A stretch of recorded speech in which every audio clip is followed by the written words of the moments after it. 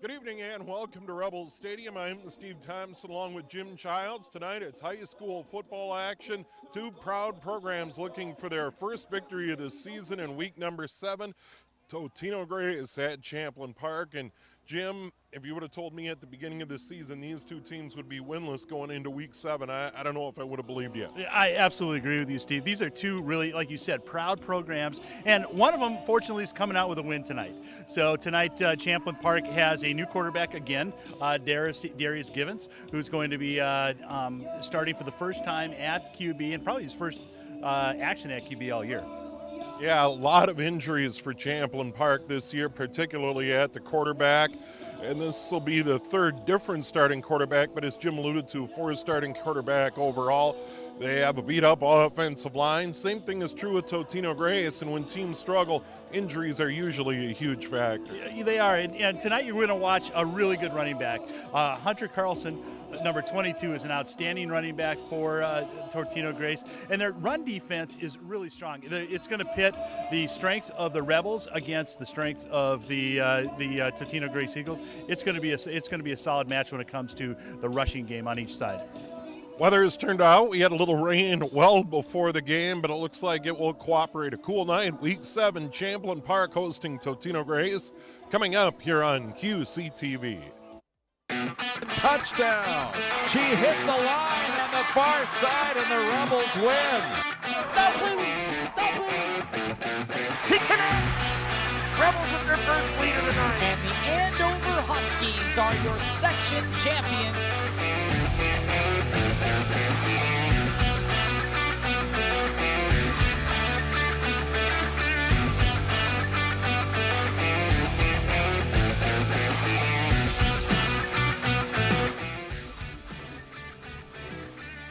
It feels like the middle of October. Football week number 7. Champlin Park hosting Totino-Grace. Someone's going to get a win tonight. There you see the students getting revved up for tonight's game. Still a lot of fan support here in spite of some rain before the game. Field's in good shape. With a little bit of rain, no problem. Yeah, it's a good night for fall football. It's amazing that we've only got one game after this one remaining in the season. It's gone quickly. Yeah, and it goes on Wednesday night for most teams around the area, Jim. So the final Friday night of the regular season. I know there are some games scheduled on Thursday, but most go on Wednesday. The traditional season, regular season finale ahead of MEA. We're just about ready to go, and Totino-Grace is going to kick it off. Nate Byrock. And he's going to kick it off, short kick. And it's going to be taken at the 20-yard line. Rebels are going to return it.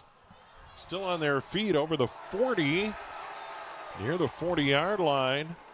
So one of the up men, the kick returners are Emmett Tutt and Lorenzo Andrews, but one of the up men took it back for the Rebels, and that was Alec Joa on that return. Yeah, great starting field position. Here you see the starters on the line. Ellingson, Kramer, Payne, Wright, and Nelson. Wide receiver is Emmett Tutt, and Arthur Russell and J.J. Robinson will be in the backfield tonight. Schaefer and Stahl will also be out on the wings, and the quarterback tonight, number 29, Darius Givens, the senior.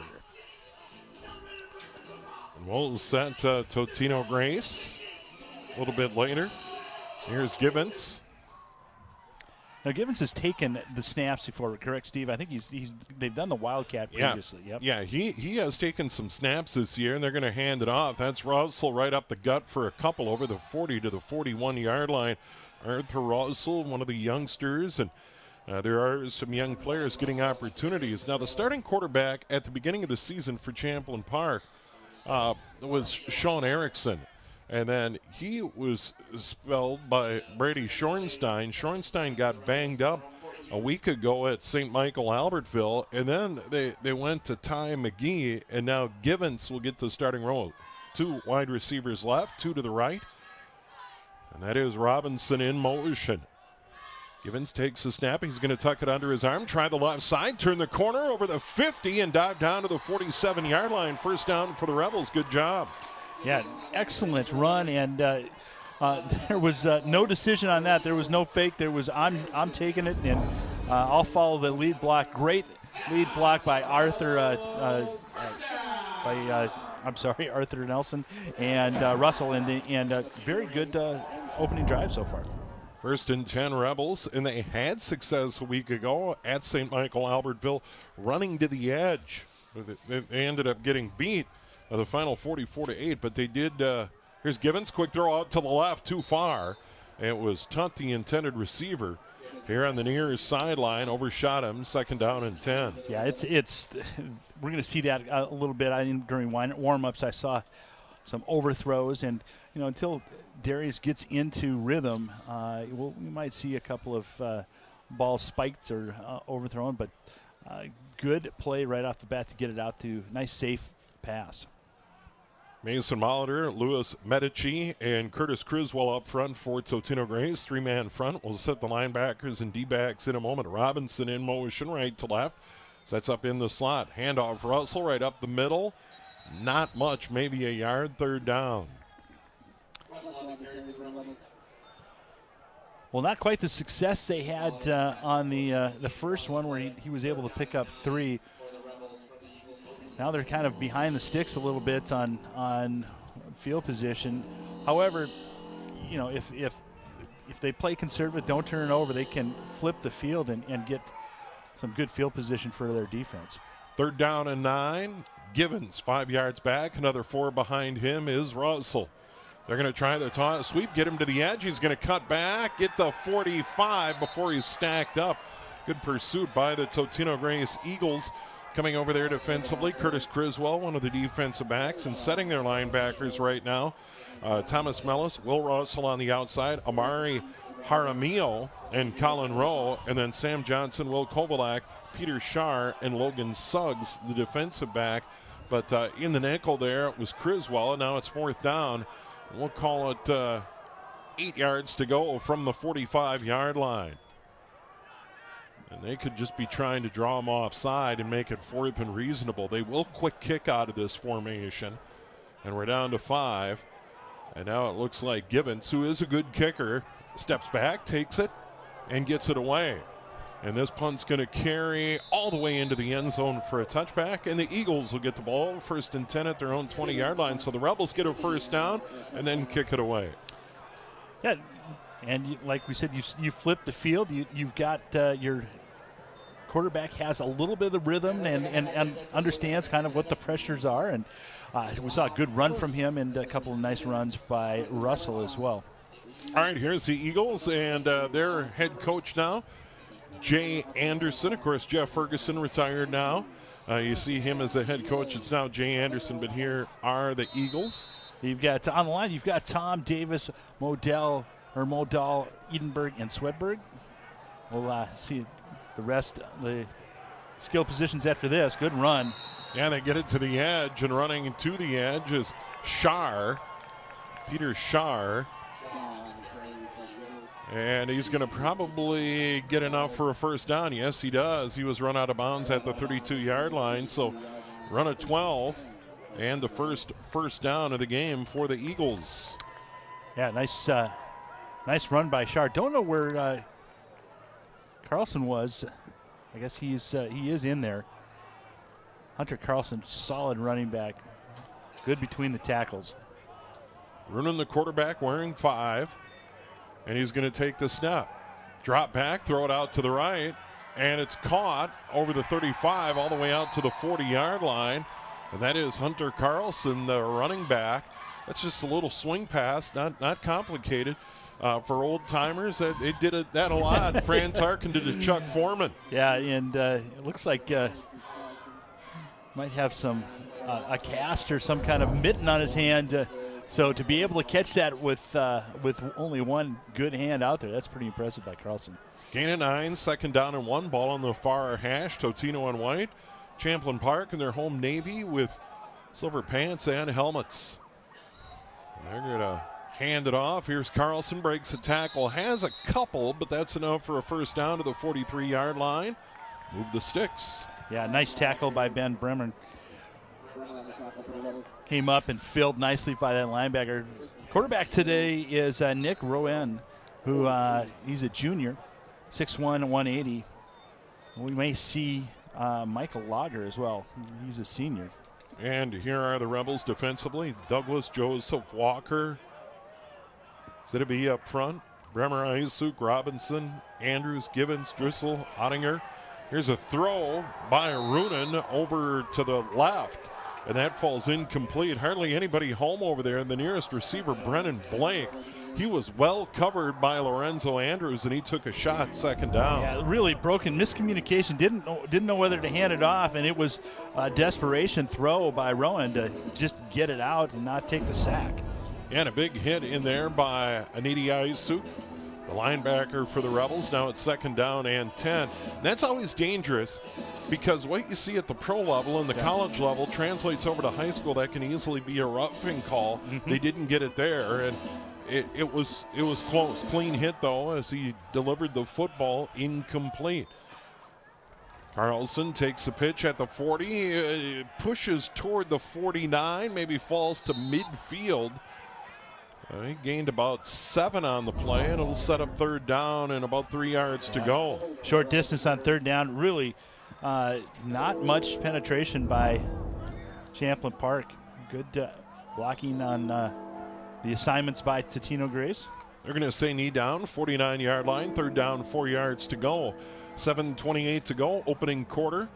Champlin Park, 1 first down and a punt. Now Totino-Grace, they have a first down on their opening drive. Actually 2 first downs. There's a big hit at the 50-yard line. Catch and a hit immediately over there. On the reception was, I couldn't really tell it was a 27. I don't have a 27 on my roster for the Eagles. But he made the catch, and now it's going to be 4th down and 3 out at the 50-yard line. Yeah, nice, short gain. Yeah, short gain, 4th down. That was Darius Givens, who's got getting paid overtime today to be on both sides of the ball, but really a nice tackle. Yeah, big part of the defense. They're going to kick it away. A low wobbler, and that's going to bounce at the 14. Go inside the 10, inside the 5, and it's going to be down at the 3-yard line. Quite a punt there. And now the Rebels are going to be pinned deep in their own end, 1st and 10 at their own 3-yard line. Yeah, very nice punt by Rowan, who just took 2 steps back and let it fly, and it special teams coverage. Not allowing, we've seen both teams do the that kind of pooch punt. And the effective thing about that, there's not going to be a return. So here come the Rebels. Givens running the show. He is the 3rd starter and the 4th quarterback to play this year for Champlin Park. Givens in his own end zone, hands it off. Here's running room for Russell. He gets a good surge over the 5, maybe the 8-yard line. We'll call it a gain of 5 on the play. 2nd down. Russell's so good in between the tackles. He's small enough. He's only 5'9", but he is powerful enough, and he just always seems to fall ahead. Really solid running back. And not only that, you've got J.J. Robinson in there. Good to see both running backs in there at the same time.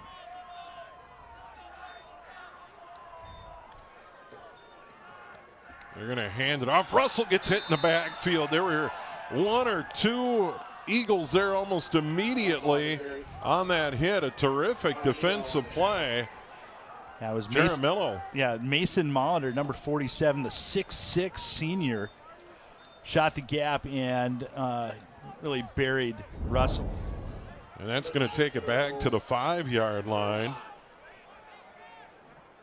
So that is a loss of 4 on the play. So now it's 3rd down.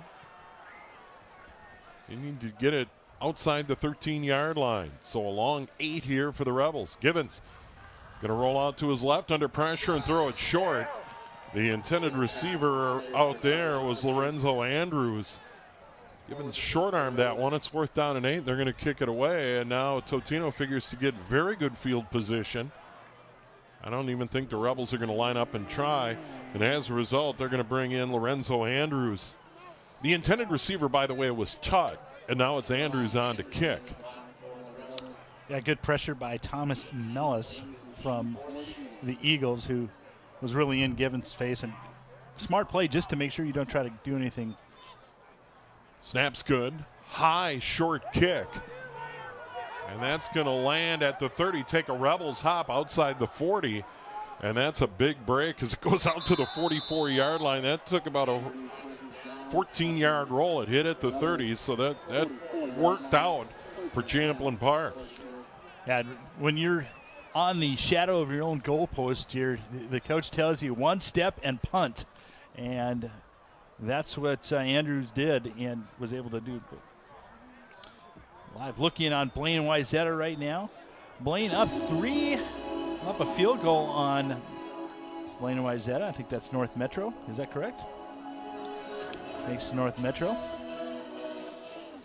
Wayzata, solid team this year. They're right now 13th in the QFR and Blaine 17th, so that's a good matchup. Top tier, two top half schools. 5:01 to go, quarter number 1. Eagles on their second drive. Carlson trying to get to the edge and gets a few, maybe to the 41-yard line. Good pursuit by the Rebels over there. I think Lorenzo Andrews was in on the mix. Logan Ottinger was there as well. They flowed to the football well, so it'll be second down. And they had it bottled up, and he was just able to skip out as the edge wasn't set by the Rebels. Still a good open field tackle. Looking over to the sideline is the quarterback, Roonan. Nick Roonan, a junior. And he's going to keep it, and that didn't fool the Rebels at all. They stacked that one up almost immediately, Jim, over there. Yeah, it was he was a good read, and with that jet sweep, you kind of want those linebackers to flow with Scar. They didn't. They stayed home and delivered a very good tackle and a good chance for a long third down and a stop. Third down and 6, ball at the 40-yard line. Ayusuk on the tackle. Look at the Rebels coaching staff. Nick Keenan, the head coach. Jay Anderson. First time out. Now we got a timeout. I understand. Timeout comes with 3:34 to go, and as we mentioned in our opening segment sideline, Jim, two proud programs, Totino-Grace, Jeff Ferguson, success in a smaller school like Totino-Grace, playing up against the big boys, going on deep playoff runs, getting to prep bowls, all of those sorts of things. He steps away. Now Totino-Grace in the midst of an 0-6 season. Champlin Park, proud program, 0-6. Something's got to give tonight. Yep. Here are those 6A rankings. Lakeville South, Eden Prairie, Maple Grove, we saw them. Stillwater Centennial round out the top 5. And then Shakopee, Minnetonka, Woodbury, Wayzata. We saw that live look in, and a week ago, St. Michael, Albertville. So Champlin Park has seen a chunk of these teams already this year. Yeah, I highlighted them as I was going through tonight. Maple Grove, Woodbury, Minnetonka, St. Michael, Albertville, Wayzata, Blaine. I mean, it's running the gauntlet. I mean, this is by far the least challenge they had. And next week they play Anoka. Anoka has been outstanding. They're number 13 right now. Yeah, what a turnaround for the Tornadoes. Bo Wasser. And now we got a new quarterback in there. Right-hander rolling out to his left. Will Brands got knocked down. Tough throw for Brands, running left for a right-handed quarterback. Trying to hit the intended receiver, Brennan Blake. No chance there. It'll be 4th down and 6. And Ryan to come back in. I haven't seen that. I kind of thought Michael Lager would be in there, the senior quarterback. But Royan is back in. He's waiting for a play. Sends 2 wide receivers out to the left. Spencer also out to the left is they're Blake. Have to take another timeout. Yeah, play clock down to 5, 4 and counting. So we'll talk it over. Oh, Rebels take one. Champlin Park. How about that? 3:29 to go in the quarter. So they burned a couple of timeouts here on defense in the first quarter. Yep, this is one of those pivotal parts of the game where if they get a first down, it keeps the momentum on the Totino-Grace side. But however, this could be a big flip of the field. You get great field position. If you make the stop, you get great field position, and you your new quarterback, not young quarterback, but your newer quarterback, isn't necessarily in the shadows of the end zone. We'll see who comes out here. You know, you were mentioning Nick Keenan so far, 20-15. That's his record here at Champlin Park after a successful run at Big Lake. You take it, you came in here 20-9 this year, so absolutely good coaching record. Nick Roonan is the quarterback. Now he's going to drop back into punt formation at the 49. Kick it away. Lone line drive near sideline. Takes a bounce inside the 10. And it's going to be down at the 8-yard line. That's where the Rebels will start, 1st and 10. Last drive at their own 3. Now at their own 8. Totino-Grace comfortable here in quarter number 1 anyway to play the field position game. Yeah, and it's a cooler night. You know that the quarterback hasn't thrown a whole lot in his career that you're facing. So, Champlin Park is one-dimensional, and the last 2 games for Totino-Grace have kept their opponents under 100 yards rushing. Yeah, and Champlin Park, I think on the year, averaging under 100 on the ground and through the air. It has been a challenge offensively, a lot of injuries as we pointed out.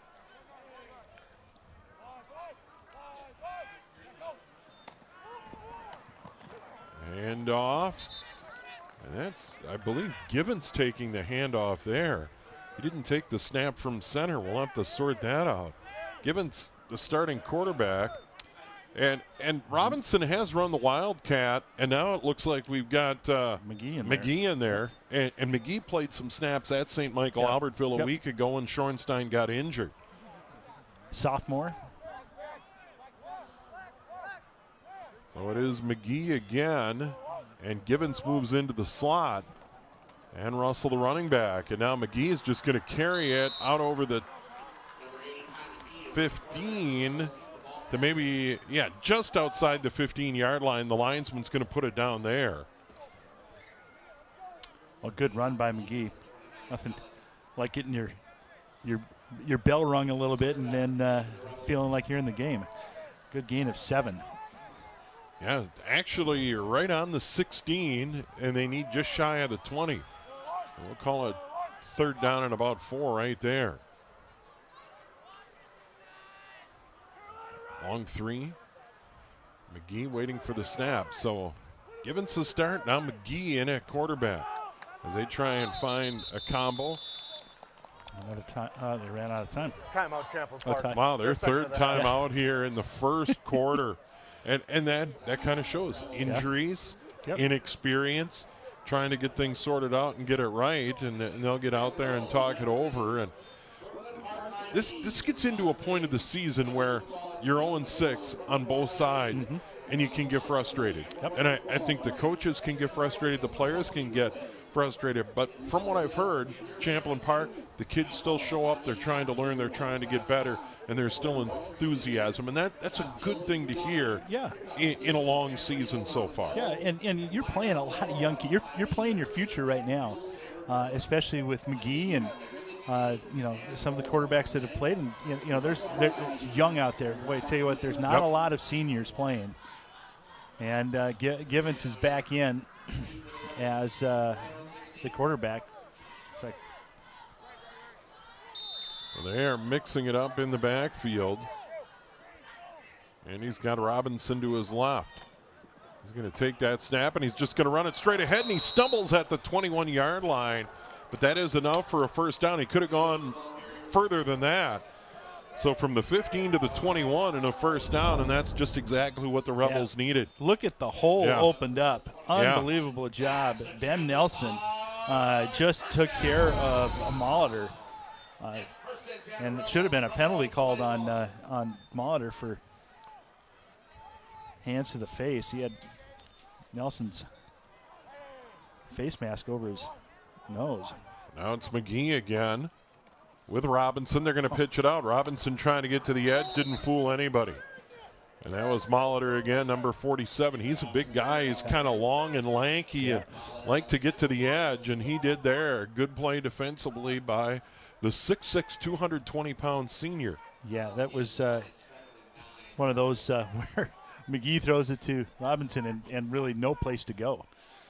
We'll give them a yard on the play. That's generous. Second down, 9 yards to go for the Rebels as they try and mount a drive in the final minute of quarter number 1. Here in a Friday night at Rebels Stadium. Little sidestep over the 25 to the 26-yard line. And that was Robinson again. Good quick move on the cutback. And now it'll make it third and about 5 yards to go. See what both running backs, Russell and Robinson, are really good in between the tackles. They've got good lateral movement, good quick cuts. Totino-Grace has done a good job, though, keeping them from getting to the edge so far tonight, because their most successful runs a week ago at St. Michael Albertville certainly were on the edge. Now coming up under center is McGee. He'll hand it off, and that didn't fool the Eagles, and that may have been Molitor again. No, it's not Molitor coming out of the bottom of the pile, but it's one of those guys in their defensive front. Yeah, Will Russell. Will Russell was there, linebacker. That's the end of the quarter. So the Rebels are going to be facing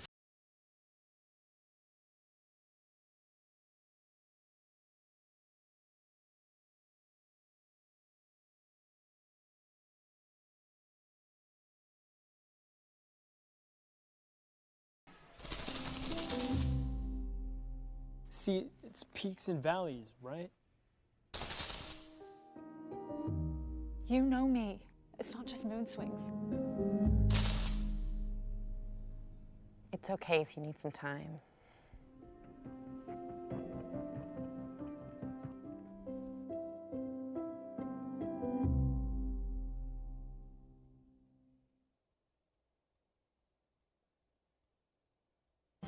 Meet the scan, a simple procedure whose mission is to detect lung cancer early.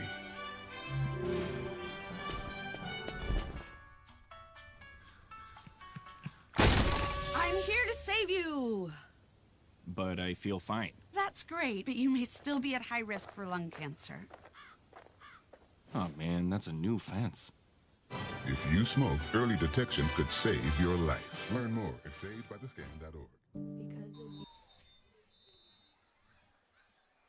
And here we go, quarter number 2, 4th down, 5 yards to go for the Rebels at the 26-yard line.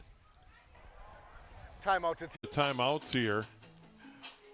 Well, yeah, they're not a lot of passing. We've only had Lorenzo Andrews, and they're just going to kick it away on 4th down and 5 at their own 26-yard line. Minnetonka. Yeah, that was a terrific punt on the run. That was about as good as you're going to see as he grabs it on the run, runs it out of the end zone over on the far sideline, kicks it away, and kicked it about 60 yards. Just terrific. And here's Roonan, the quarterback. Carlson next to him is going to take the handoff, cuts it back, still on his feet, over midfield to the Champlin Park 49-yard line. He got a kind of a slippery gain of 6 on the play. Yeah, Rebels draped on him, and he was able to lean forward and gain a 5. Yeah, they put him knee down right at the 45-yard line. A little gimpy getting off. Nick Roonan, junior quarterback here. Fumble, ball down, and it looks like Carlson was able to pounce on it. Actually, it was the other running back in there falling on it. Kaharski fell on it.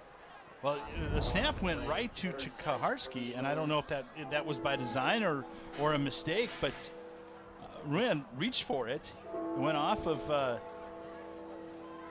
Kaharski, and fortunate for the Eagles, they were able to retain possession. Now it is 3rd down, 6 yards to go. They mark it back at the 44-yard line on the fumble. Quick throw on the slant, catch, and a 1st down to the 43-yard line. Good pitch and catch there. Logan Suggs off Roonan's throw. Yeah, Suggs, they've got some pretty talented wide receivers. A slant right into Suggs, and Suggs thought it was able to get it down to the 43-yard line. And you mentioned we've got a downed Rebel. That's Ottinger. Gain of 13 on the play and a first down. And we have seen a lot of injuries this year for Champlin Park. Now he's up. He'll go to the sidelines under his own power. But good quick slant there. Roonan to Suggs right over the middle. And there's the hit. Wow. Big collision.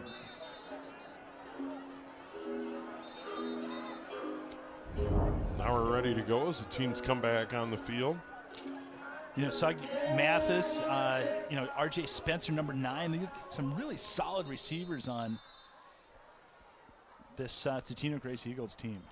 Hunter Carlson, the running back to the right of the quarterback, takes that handoff. Has the 40, the 35, and more. 20, sprint to the end zone, and he's driven out at about the 1 yard line.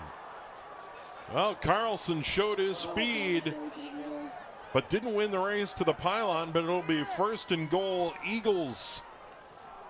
What a 41-yard run. Man, he's got some acceleration as he was able to step through the hole. Good hole, just one slight cutback. And here, unfortunately, with the oven mitt on, oh boy, he could have been called a touchdown. Looks like he hit him on the side. So gain of 41. Roonan under center, handoff Carlson, and he's going to be hauled down. No gain, maybe a loss on the play. Good job defensively there by Douglas. Grabbed him around the waist and dragged him back. And when you get that close to the goal line, that's a pretty good strategy by Carlton Douglas. And sets him back a yard to the 3 yard line. Carlson once again, quarterback under center, Roonan, slot back right, wide receiver left. They're going to give it to Carlson. He gets to the 1, but not to the end zone. As the Rebels stack him up, Givens was there, among others. Really nice job by the defensive line just to hold their blocks, allow those good linebackers and defenses backs to get in there. Givens, nice power move, and same thing with Sikora getting in there. Third down. Third and goal, sneak, no! The quarterback, Roonan, didn't get there. Fourth and goal. He was stopped short. Tell you what, Joseph was able to take the center, get him out, and just blew up Roonan. Great job. This is a great goal line standard. You can get some momentum out of this. This is outstanding.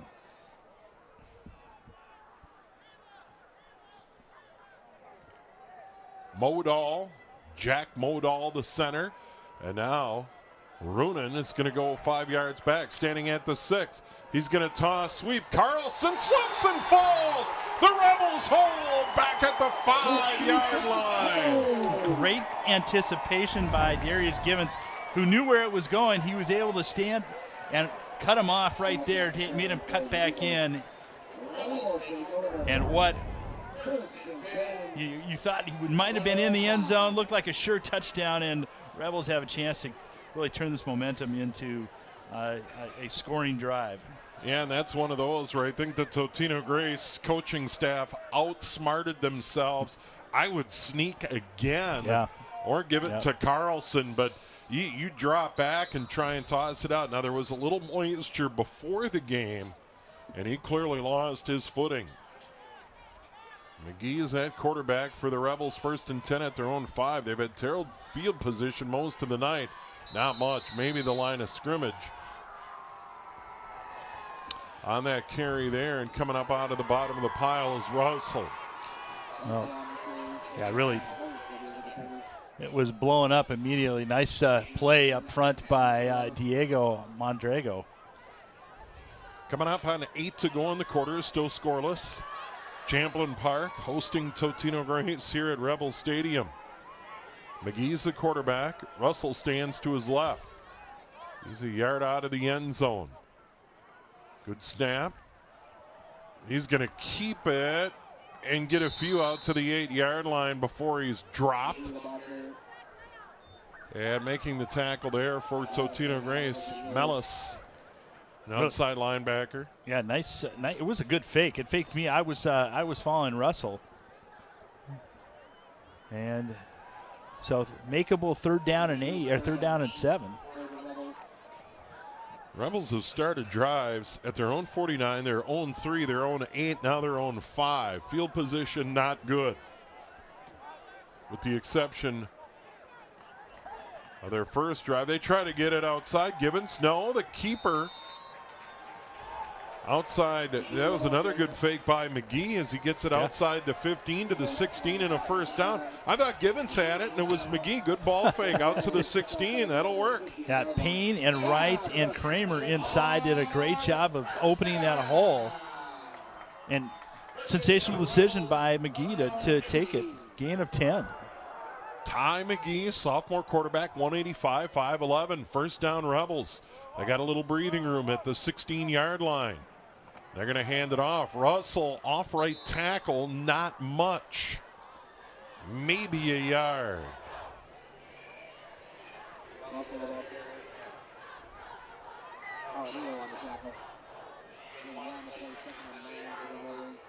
Well, this is really what they have to do. This is needs to be their strength for the rest of the season, is figuring out how to manipulate and find those open lanes to run. And McGee has got a good start so far.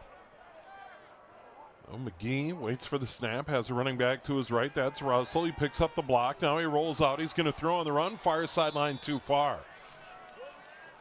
Tucked the intended receiver at about the 40-yard line, incomplete. Double coverage by the Eagles. Yeah.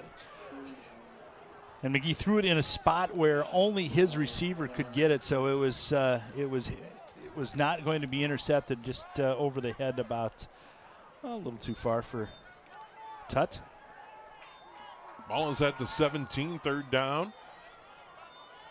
You need to get it out to the 26. 3rd down, 9 yards to go.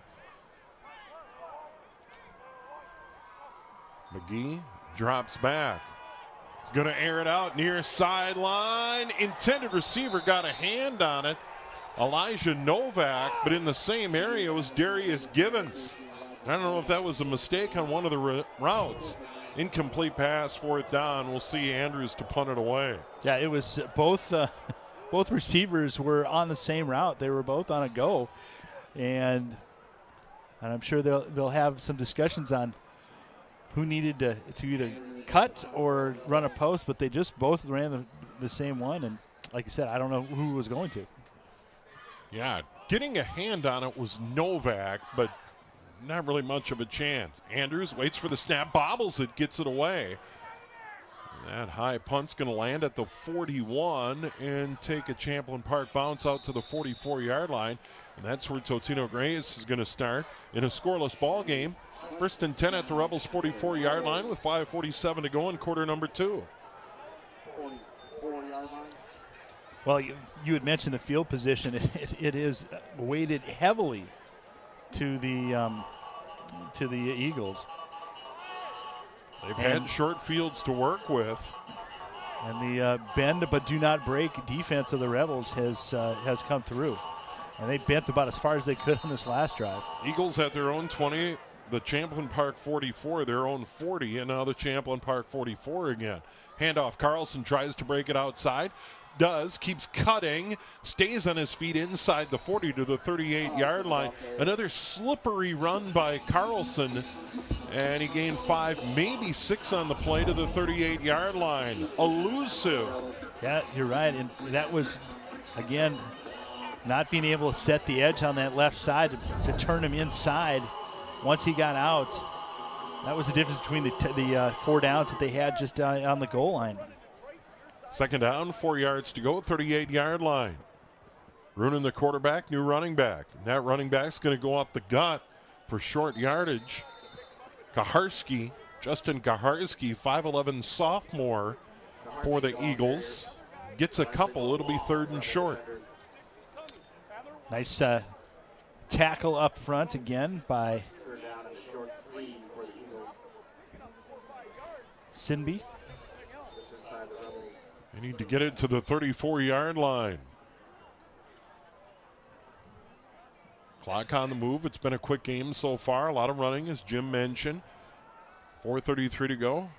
Great QCTV crew. Jim Childs here. Steve Thompson, thanks so much for joining us on this Friday night. Handoff right side. Carlson cuts it back on his feet. First down to the 30, maybe the 29-yard line. He needed 3. He got double that and more. That was an outstanding run again. I mean, he just follows. He's able to cut and knew exactly where he was going to hit it. Good cut back. Carlson for 7. You talked about him in our pregame, Jim. You know, this is a kind of running back that can go the distance anytime, so you need to know where Carlson is. He takes a handoff in the middle, fights his way forward, and he is just absolutely driven back. That is a rude. Bremer was there to drive him back, among others. So he got hit hard. They weren't going to let him get loose that time. No. Nope. Nick Johnson, or Joseph there as well. Good penetration. Second down, 8 yards to go. Roonan, the quarterback. Play action. Sets up, throws right toward the corner of the end zone. Jump ball, knocked away. Boy, good battle back there defensively. The intended receiver for Totino, R.J. Spencer. And I think it was Andrews on the coverage back there. Yeah, Lorenzo Andrews. Well, you see both hand fighting. Good job by Andrews to take a look back and keep your hands on him. Really, no call. And that's a good no call. You're right. Yeah. You're right. It was a good no call. Yeah, and I think both guys fighting for the ball. I don't think there was anything egregious either way. I promised I'd use egregious in a sentence tonight. There we go. You got it. Ding, ding, ding. Oh. And now we may have a flag on the field. False start. Yeah. False start. Offense. 5-yard penalty. Filtered down. We haven't seen a lot of yellow flags tonight. That's a positive. And that penalty's going to take them back to the 32-yard line, and that's a break for Champlin Park. Now it's third down 13 from the 32. This is where Champlin Park, again, if you can put 3 good defensive plays together and stay away from that big play right here, got a good chance to get that ball back with under 3 minutes, and be able to, possibly get a scoring drive. Well, they had a good goal line stand. Eagles had it third down and goal and didn't get it. Roonan over the 30 inside the 29. Tackled from behind there. Isuk grabbed him by the ankles, got some help. Now it's fourth down in decision time for Jay Anderson and the Eagles. I would not be surprised. They're inside the 30. I would suspect that they will go for it. You're not going to get much from the punting. That's a 45-yard field goal. Or maybe even 46. That's a long. And Nate Byruck, their kicker. They're going to line up like they're going to go for it on fourth down and 9. Strategy 1 might be to try to draw the Rebels offside. Roonan, the quarterback. Oh, timeout. Yeah, we got a delay. Oh. Yeah, play clock all the way down to 0. Second penalty on the drive, and there's no doubt the false start really stalled things for the Eagles. Yep, you're right. And really another good scoring chance, and fortunate right now that there's still zeros on the board for both teams, if you're on the defensive side. 2:30 and counting to go. Now they line it up again. And they're going to go for it. Roonan, wobbler, almost picked off, and maybe it was picked off at the 25-yard line. It was grabbed before it hit the turf. Then Bremer. Well, that was a great play by Bremer. If he drops it, they have a little better field possession because it's fourth down. But, still, you can't take that instinct out of you. No, and you're going to take the pick. Yep. Every time, 25, first down and 10 for the Rebels from their own 25-yard line. So finally some field position. I know that sounds silly, but much better than they've seen much of the game. Now here's McGee Spreading them out. Oh, it's Givens. Throws it off to the right.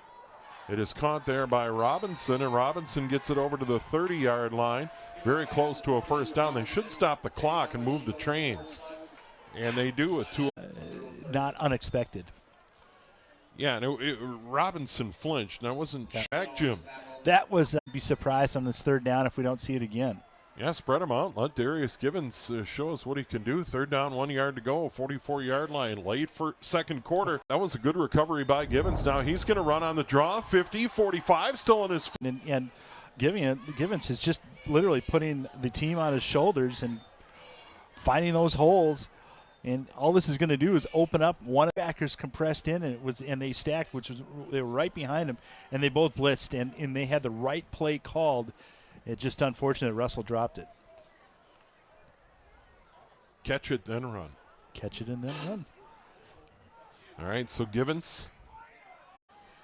By the Rebels. See if they can keep it alive. Here's Givens. Trips again to the left. And he's going to swing it out to the left too far. Tut couldn't grab it at the 39-yard line. But he had a couple of guys bearing down on him, and the Rebels are going to turn it over on downs with 25.2 to go in quarter number 2. Yeah, that's just well, you'll see both Robinson and Tut kind of talking over routes, where who's supposed to get it and who's not. Maple Grove up 14-7. That's a barn burner of a game right there. CCX with the call, thanks to the look in. 2 minutes remaining in the first half. A couple of very solid teams up on the north side here. A big one in Maple Grove. St. Michael Albertville, if memory serves, they finish on the road at Eastridge. They're going to need to leave on Tuesday to get there on Wednesday from St. Michael with all the road construction to get to Eastridge, which is almost in Wisconsin. Run there by Carlson. Well, we got a flag right at the 50-yard line. And the clock running. I thought that was a flag. No, it's not. Yeah, it's the soccer dot. I've seen it. I've looked at it a couple of times. At first, I'm like, there's a flag on the play. No, that's it. That's going to be the end of the first half. Carlson gained about 5 or 6 on that. It isn't going to matter. That's going to do it. We are scoreless. 2 quarters in the books here at Rebel Stadium tonight. The Totino-Grace Eagles and the Champlin Park Rebels looking for win number 1 here in week 7. Steve Thompson, Jim Childs. We're going to take a break. We'll see you for the third quarter here on QCTV and QCTV.org. Welcome to At the Half, the show where we take a closer look at some of our local area high school sports. I'm your host, Seamus Burke. Let's start off with the Anoka girls swimming team. They're a young team, but they're not letting that slow them down. Let's head out to the pool and take a look at the Tornadoes.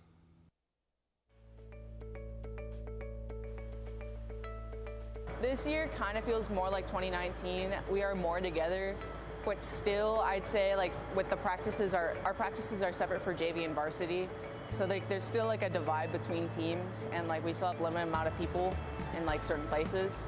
And it's more like the people are just trying to get back together than they were from last year, where we didn't have any interaction. It does feel a little bit more normal. Last year we were always very divided and very separate. And I didn't even get to like meet some new people last year, so I feel like I'm getting to like meet them for the very first time, so it's pretty great. Well, we lost 7 seniors who were all section qualifiers the last couple years. And then we lost another swimmer to volleyball because she wanted to play volleyball, a good swimmer. So we have 8 pretty important spots to fill. And we have young 8th and 9th and 10th graders that are going to step up this year, going to have to step up to fill some spots. We saw some stepping up last night at conference relays, and we'll just have to put more pressure on them, and it's going to be fun. A young team. When I first joined, I was just like, you know what, this is a very like hard sport, but then the people on the team really just like showed me how great it was, and I fell in love with it.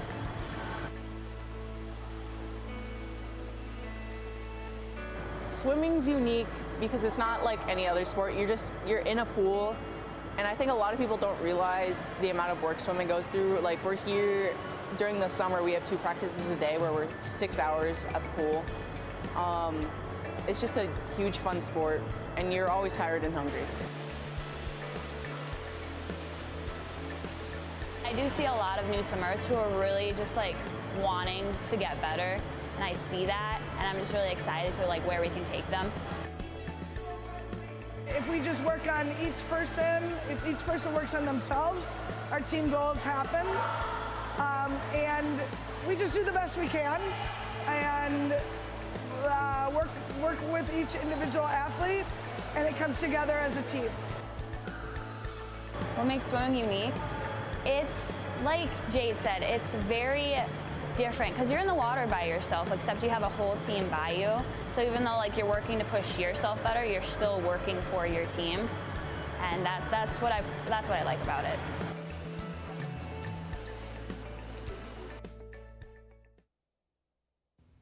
You see them at football games, but have you ever thought about what goes into pep band prep for each game?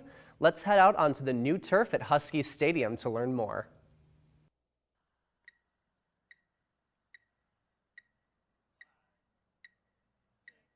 My name is James Loyacano. I am a senior at Andover High School, and I play the mellophone. Previous years I played the tenor saxophone.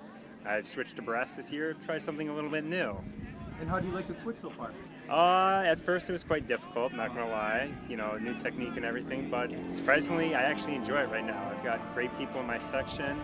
I've got a lot of people who are also brass members that make it easier because they always like to give me tips and whatnot, so it's so much easier instead of just going in the blind like I've done with other things. How long have you been with the Andover Band program? I've been about 4 years now, joined my freshman year. Pretty much that's stayed the same as it is, except this year with the change. Otherwise, it's pretty smooth. How's Sam as a director? Very fun. You know, we get the job done. That's very important, and we like to have a lot of fun along the way. So it's a great experience. So, working with Sam, is there anything you're building up to this year on big events? Really, it's just to get better at being a music audition and maybe go to college and participate in a different, college band. Eau Claire looks kind of interesting, Mankato, something like that. So it would be a great way to get some experience. I'm Deuce Freiland. I am a senior this year, and I play the trumpet in the Andover High School marching band. And how long have you been with Andover? I have been in the program for 3 years now. I started in 2019, and then I fell in love with it, and I've been in it ever since. Have you always stuck with the trumpet, or have you tried different instruments? I've always stuck with trumpet. I gotta stay close to my roots. My family was brass players. They all played trumpet, and so I just have to play trumpet too. Yes, I have been playing trumpet since 6th grade.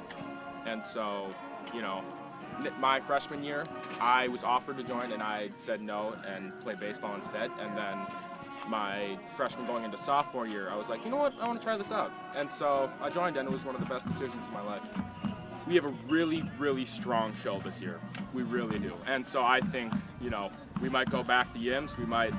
We're holding on to the championship, and so hopefully we can just get it. Hopefully we can get it again and, be state champions for Class A. But whatever happens, happens. We had a great season so far. We're going to keep having a good season. And, any outcome is a good outcome as long as we finish through and have fun. The Rebels cross-country team is a strong group this year. They're looking to compete in their section with some of the top teams in the area.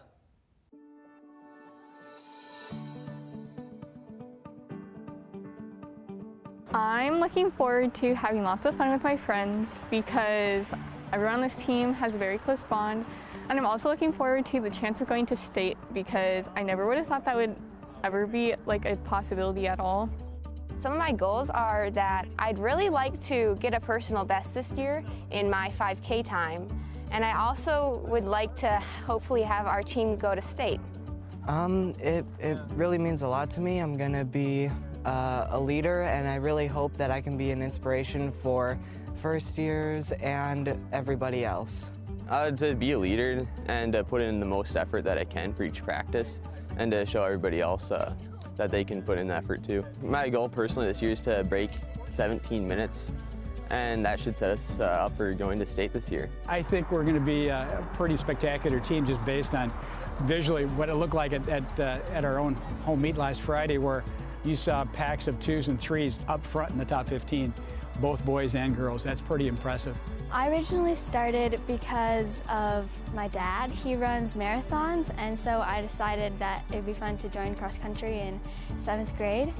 And I really liked it, and I found that it was something I was good at and I could improve on, and I had a lot of friends that I made, and it was a great atmosphere. I was doing Nordic skiing in the winter, and once I finally realized that a lot of my other friends on the team were doing track and cross country, I eventually decided to do it myself. And I stay in the sport because I really like the community-based activities and the racing atmosphere and the support that comes with this large and great community. Girls team, I'm going to say the depth 1 through 10. It's the deepest team we've had as far as high-end quality, and not a lot of separation between numbers 1 through 7. Well, even that, based on performances on Friday, 1 through 12 is pretty tight. I think we were like 1 minute, under 1 minute between our number 1 and number 5 from their finish times. So that's phenomenal. On the boys' side, I think the other teams are going to have less expectations of us. We're going to have higher expectations of our performance, and that showed. We were 3rd on Friday, competing against a strong Hopkins team and an Orono team, which should be, well, close to being ranked. So I think we're going to surprise a lot of people.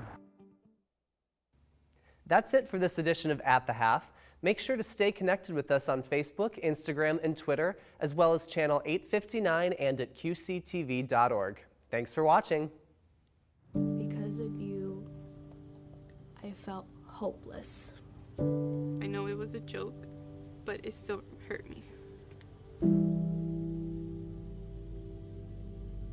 Because of you, I felt wanted and not alone in this world. Because you said hi to me on the first day of school, I felt included, and I knew that I was going to be okay.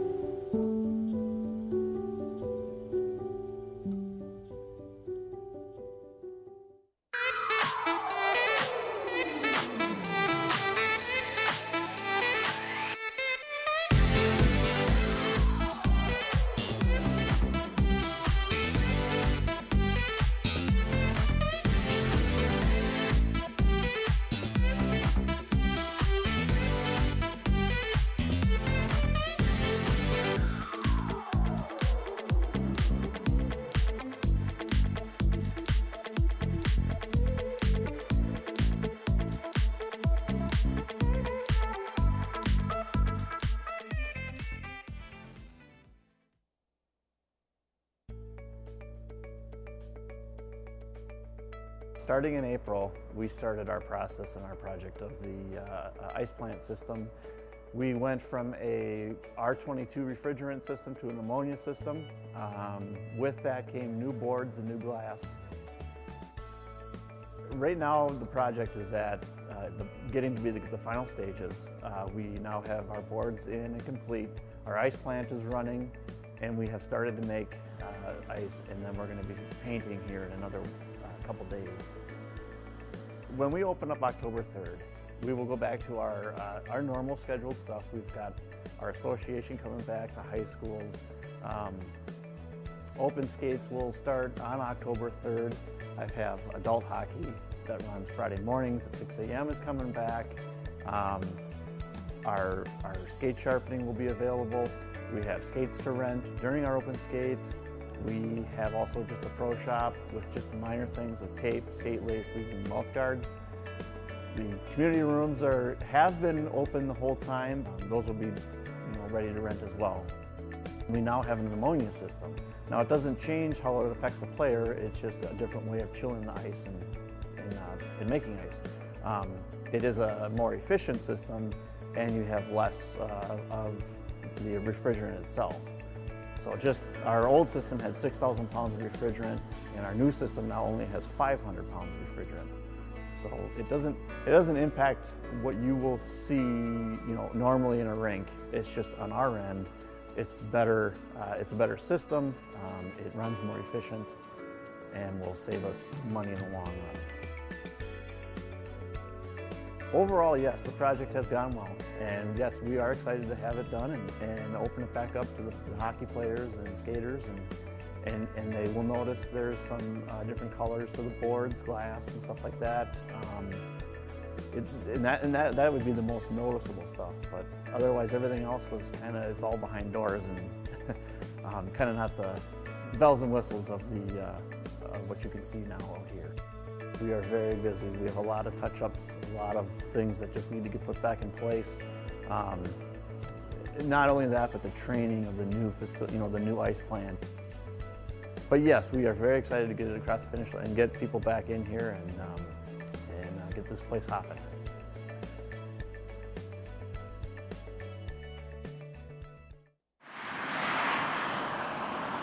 Overall, things are going pretty well. Between a resignation early in the year, a couple of retirements, a couple medical issues, and then we've got a few out with COVID recently. We've been a little short-handed. The officers have been busy, and we've been kind of running them a little bit thin. But that's starting to turn around for us a little bit right now. We hired 3 replacements for the officers that we lost. 2 out of the 3 have now completed their field training, and they can now work patrol shifts on their own. The 3rd one is still working his way through his field training, but that's going pretty well. And our COVID guys are starting to come back, and so we're starting to get back to normal staffing. But overall, things have been pretty good. So what I'd like to say about our community outreach is we've been down a little bit because of COVID, and that's, with the resurgence right now, that's not going to change a whole lot. We have had a couple events that we've had this summer and then one recently, and so I'd like to thank everybody that made it to Cones with a Cop. We held that over at Cullen's Ice Cream, and we had a fantastic turnout. We had over 500 people there. It went really, really well. And then just recently we held an event where we actually, instead of having a coffee with a cop, where everyone comes inside, we received an enormous amount of donations of food and gift cards and things this summer with all of the unrest that was going on. And so we had more coffee gift cards than we could ever possibly use. So we thought it would be a great idea to kind of pay that forward a little bit into the community. And so we went to Caribou Coffee one morning and paid for coffee until our gift cards ran out. And it lasted about an hour, and I don't know how many people got served, but there were quite a few, and so that went really well, and we were glad to be able to do that. Metro-wide, there's been a real rash of residential burglaries, car thefts, and then thefts from cars. And in a lot of those, the way they've been gaining access into the house is by breaking into the car in the garage, or frequently not breaking into it, just opening up the door, and then using the garage door openers that are in those cars to get them into the house. And then sometimes what they're doing while they're in the house, and they've done this here in Champlin and other places, while people are asleep in the house, they're walking through the house looking for the car keys to steal the car. So really the biggest thing I can tell people right now is if your cars are outside, please lock them up. If they're outside and even locked, take your garage door openers out of them. Because that's been a real problem for us.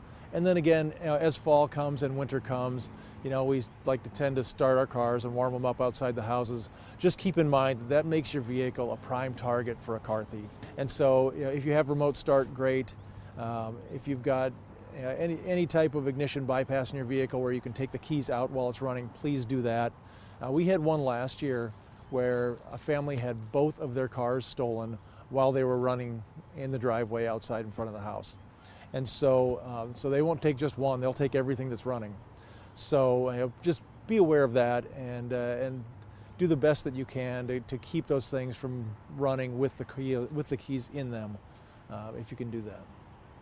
And then finally, the last thing that I have is we'd like to thank the community for all the support that we've received, particularly in the last year. And it's been a difficult year in a lot of ways for a lot of people. And so we've gotten just a tremendous outpouring of support, and we really appreciate that. So we'd like to say thank you for that, and just a reminder that we're always here. If anybody needs anything, if you need the police, call us.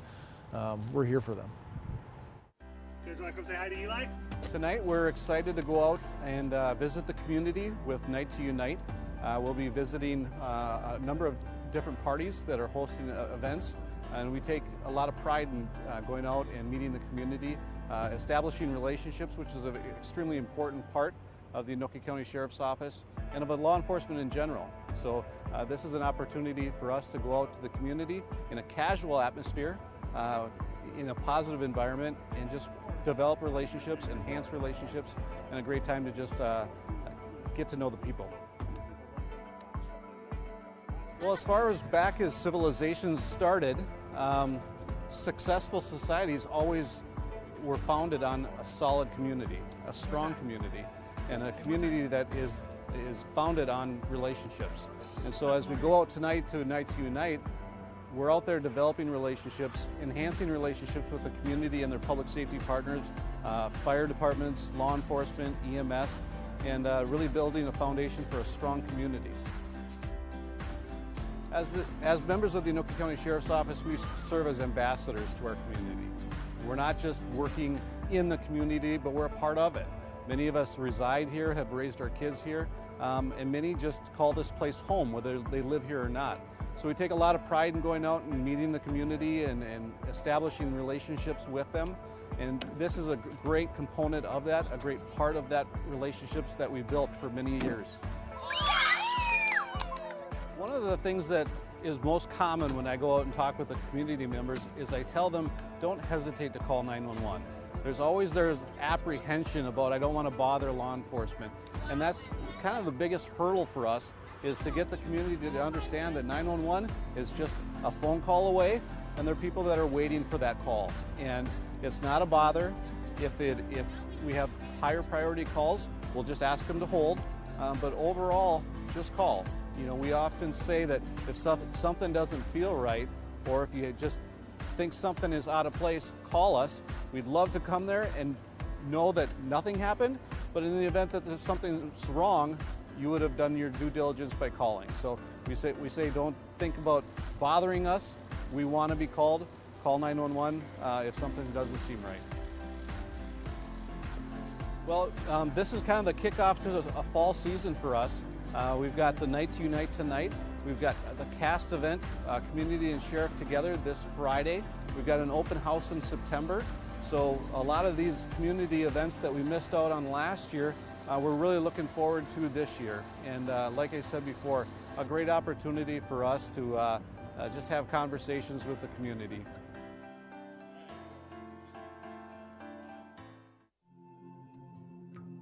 When I was growing up, my mom was extremely tidy. We were trained to put things back where we got them from. One day, when I walked into my mom's house, I felt like I walked to someone else's house. There was stuff everywhere. And just growing up the way I grew up, and to see this transition was very alarming.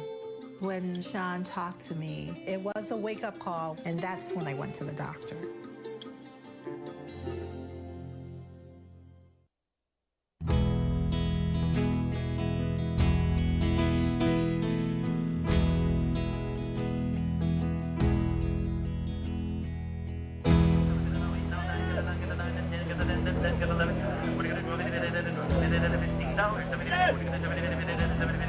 I have 15 right here. I need 70. Starting in the spring and running through the fall, there is a colorful bunch of folks who meet every Tuesday morning at a location called Mao's Corner. This truly is a rural area in Isanti County, north of Anoka, Minnesota. And it's farm country, and people who live up here, they like it here. And lots of them are buyers and sellers of all kinds of things. And early Tuesday mornings, they show up at a flea market and old-fashioned country auction.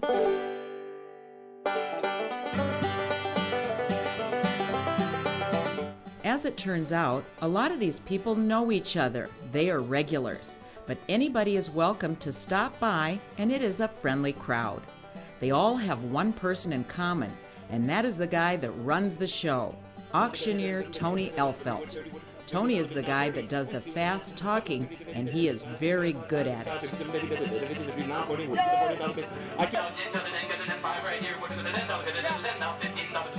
What makes Tony the auctioneer unique is he is also Tony the attorney. He thinks the two professions have a lot in common. There are very few attorney auctioneers in the country. There are some. I don't really think it's that odd. I'm a personal injury lawyer, so that means I stand up in court and I talk in front of judges and juries, and I stand on the trailer and I sell antiques and collectibles in front of people. So public speaking is required in both. So there's a lot of similarities there. I'm selling too. Here at the auction, I sell goods and items to people, and in the courtroom, I sell ideas and theories to people. Okay. Good morning. There you are. Thank you for coming. Hi, Russell. This is something I always wanted to do since I was a little boy, going to auctions out in Benson and Appleton, Minnesota with my grandparents and my mom and dad. I didn't actually learn how to do it until 2005 when I went to auction school in Iowa. And it's just become a weekly event now. Gary Doer, who lives nearby, is always there. I come because I have a lot of stuff to get rid of. Like everybody else, most of the people here are buyers and sellers, most of them. Because a lot of people buy, like this gentleman here, he likes to sell stuff, but he likes to buy stuff too. You can't sell it if you don't buy it. I've never missed a Tuesday. I'm probably the only one out of everybody here. I've never missed a Tuesday. Joe Mao owns the property, and he gets a kick out of hosting the weekly event on his property. It's kind of like a big party, you know. It's actually a lot of fun. I really enjoy it. We do cleanouts for people that have passed away or moving, going to retirement home, and sometimes we do everything. Sometimes we do just some stuff. It just depends. And a lot of people like this. That is one person's stuff. This is another person's stuff. And sometimes people bring a little bit. Sometimes they bring a lot. All this is from one person's house, and this is the third time we brought stuff from their house, and now their house is empty. What's the most interesting thing you've ever bought? Boy, that's a tough question. You never know. It's like we have some teeth up there. It's pretty interesting to see what people will bring. And we've even sold some animals here. So it can be just about anything. Bones, I've sold some bones that are kind of strange. We've had some things that are really sleepers where people don't really know what they are, and turns out somebody buys them for a small amount of money and sells them for a lot of money.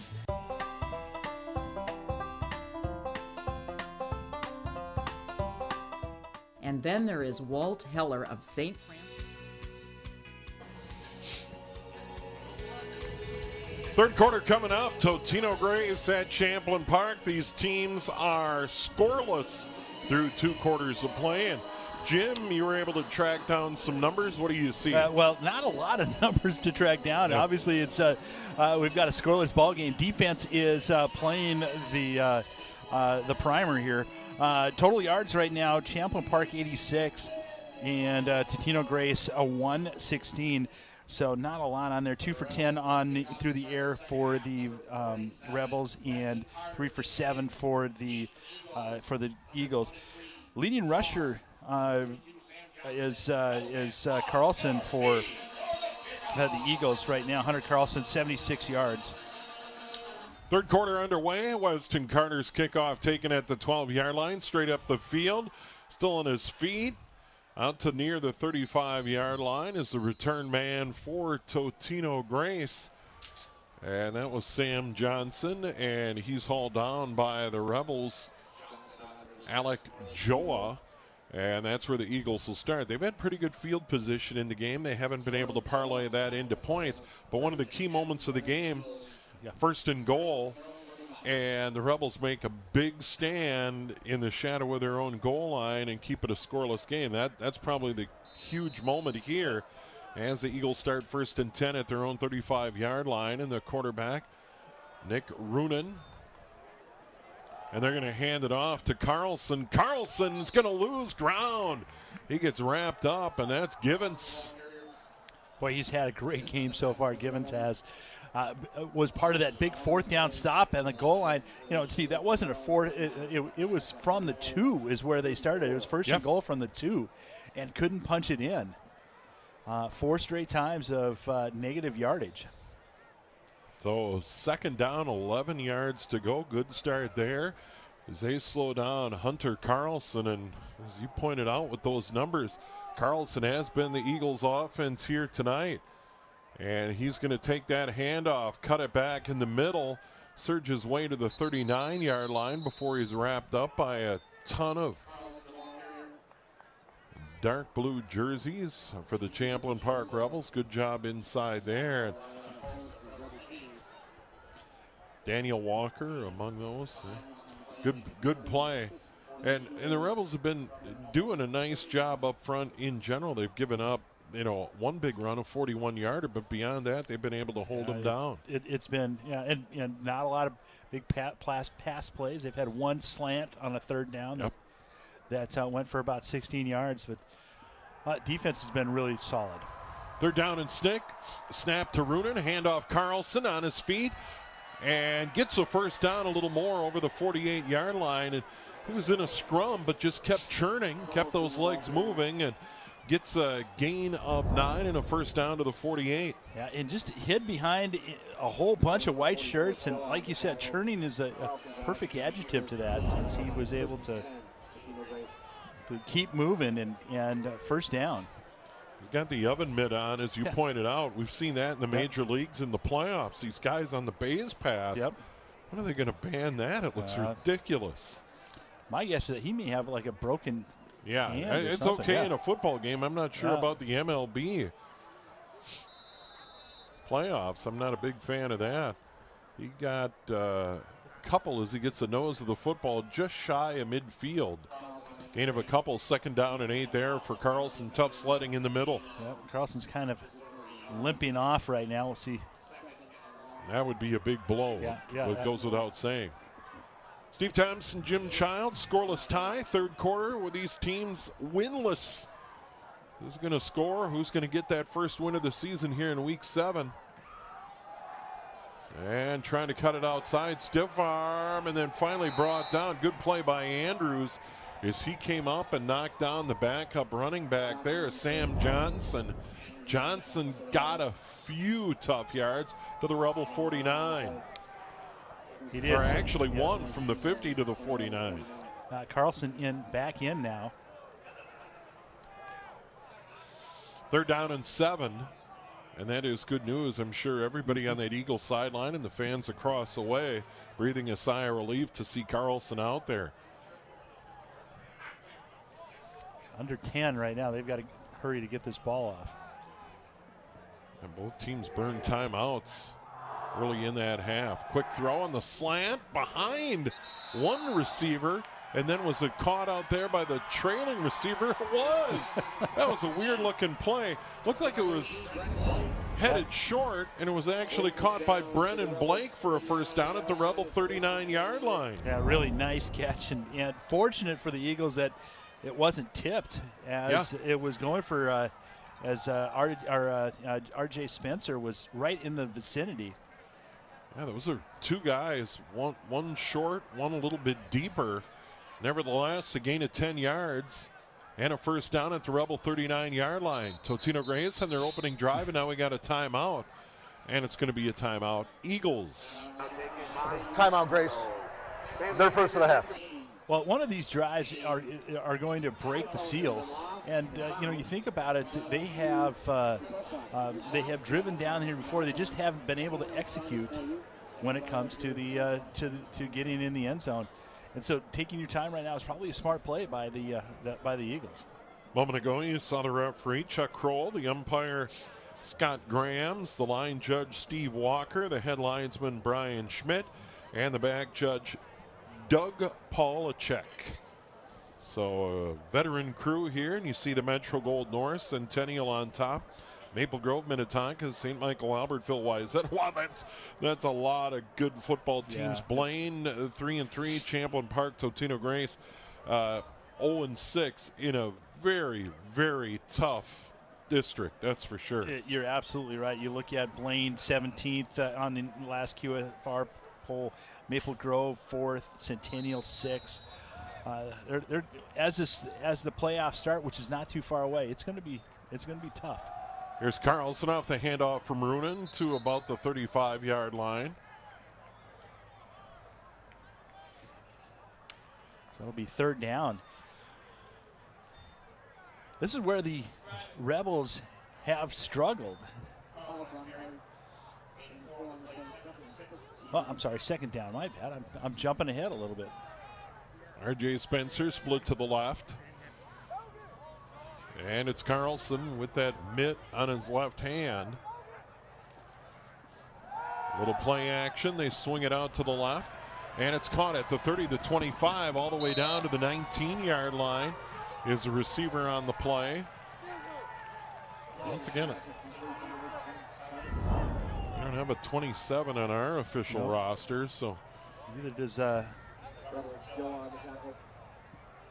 was a nice design play. It kind of cleared out as R.J. Rogers drove the defensive backs out, and linebacker stayed on Carlson. They're going to mark him down at the 20-yard line, gain of 15, third first down in this drive that started at the Eagles' 35-yard line. Their opening drive of the quarter, 7 minutes to go. Toss sweep right side, trying to get to the edge, turning it up, and finally getting wrapped up inside the 15 near the 13-yard line. Boy, Carlson, good, tough running along that sideline. That might have been the toughest positive run so far tonight. That was just an unbelievable individual effort by Carlson, who was caught in the backfield, had somebody draped around his legs on both before he cut it up, and still was able to get 6.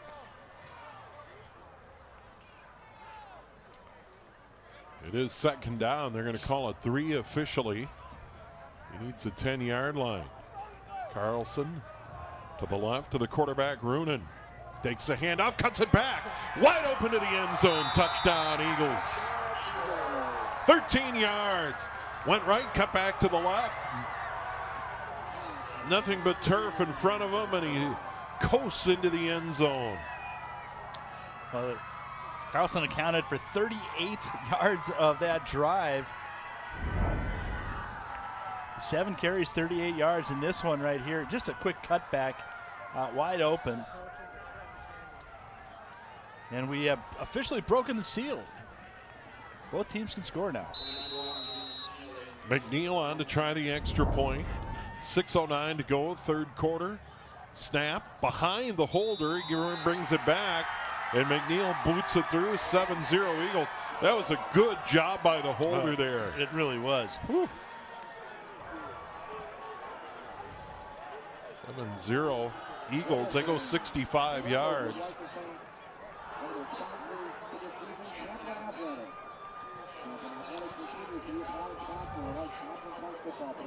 As you can see right here. Oh, well, that'll be a flag right there. That should be.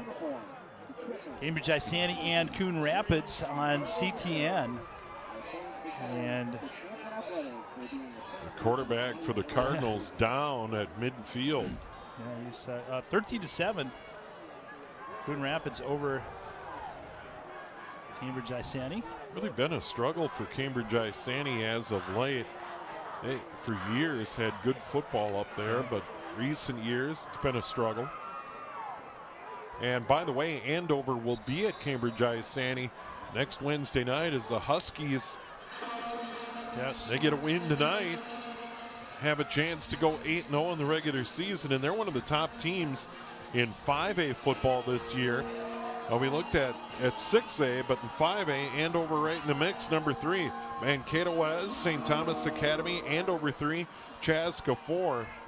5A football intriguing this year, and Andover's poised for a deep run. Yeah, absolutely. They're up 28-7 on Monticello. Monticello is a very good team. I think they received some votes on the in the last poll. They had solid team. Byrook to kick it off, and it's taken at the 20-yard line. The up man grabs it, still on his feet, and carrying it out a little bit further, Aniti Isuka, linebacker, the up man on the return. It gets it in pretty good field position. The Rebels start 1st and 10 at their own 36-yard line. Question is, can they answer on the second drive of the third? You know, if they come out with the tempo that they had towards the end of the half, and we'll see who takes the helm, which it looks like it's... There's a flag that came in late. So a big loss. That toss hit him on the thigh, and he had to scramble to recover, and not the way the Rebels wanted to start this first drive of the third quarter. It looks like, I think it's either a hold or might be even a chop block. Either way, it's probably bad news here for Champlin Park. I would assume they would decline this penalty. Well, it depends if it's a 50. I mean, from where it's if it's a 15, for sure, they'll take it. But holding, offense. That penalty's been declined. Second down. I figured if it was a hold that they would decline it and, take that down. And that moves them way back from the 37-yard line all the way back to the 29. So, tough start for Champlin Park.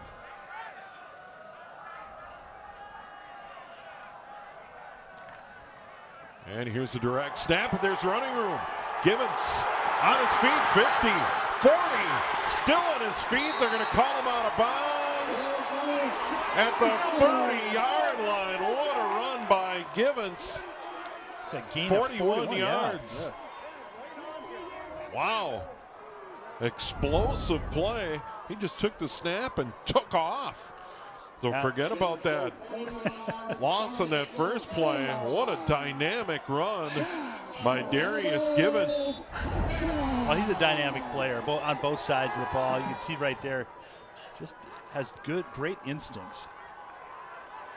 Arthur Russell, the sophomore, is the running back. Another bad snap. Gibbons retreats, and he'll be dropped way back at the 49-yard line. A loss of 19. Wow. Well, it's frustrating. Oh. You get out of it. You've got a little momentum. They're going to call him down at the 45. That's a bit of a break. Still a loss of 15. Second down, 25 yards to go after a 41-yard gain. Well, Rebels trail 7-0. We push late third quarter already. Eagles up. Gibbons drops back. He's going to air it out near sideline. Too far for everybody. The intended receiver down there, Shafa. Pretty good coverage by the Eagles. Good coverage, and actually a pretty good pass for, a guy who hasn't played a whole lot of quarterback. That almost dropped right into the shirt pocket by Gibbons. Peter Shar on coverage, step for step. Now third down and 25. Well, important here just to try to see if you can get 10 yards. And be able to pin him deep. Eagles take the opening drive of the third right down the field, 65 yards. Gibbons on the delay. They get some of it back, but not nearly enough.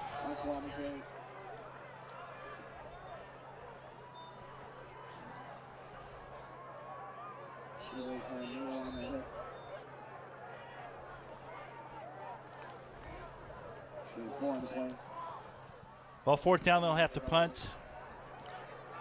Andrews will be back and see if he can pin him deep. He's done a good job of that so far. On the run there, Russell just 4 yards. Fourth down, 21. From the Eagle 41, Andrews awaits the snap, gets it away. High kick near sideline, bounces into the field to play, and that'll work out pretty well. Eagles will start first and 10 at their own 16-yard line. That worked out. That was a good punt. Yeah, it certainly was. So here come the Eagles. And we did get an ID on number 27 for Totino. Did you get that written down? Noah Hill. Noah Hill. Yes. The PA announcer didn't have it. It's not on the roster. It wasn't in the game notes. So thanks to the assist for the truck, Noah Hill is number 27.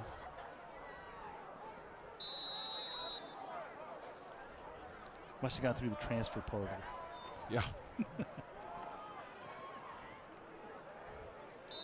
And right up the gut to the 20-yard line. Not much there. Carlson battling again. Boy, he's tough inside the tackles, and he's quick on the outside. Gain of 3. Yeah, and he's got speed, power, and he also, as I said earlier in the game, is very elusive. If you get an arm on him, he's able to wiggle out of that. Good, strong running back. Play action, throw to the near side, caught 28-yard line over the 30 to the 31 for a first down, and that's R.J. Spencer. Quick tackle made, but by Tootie for Champlin Park.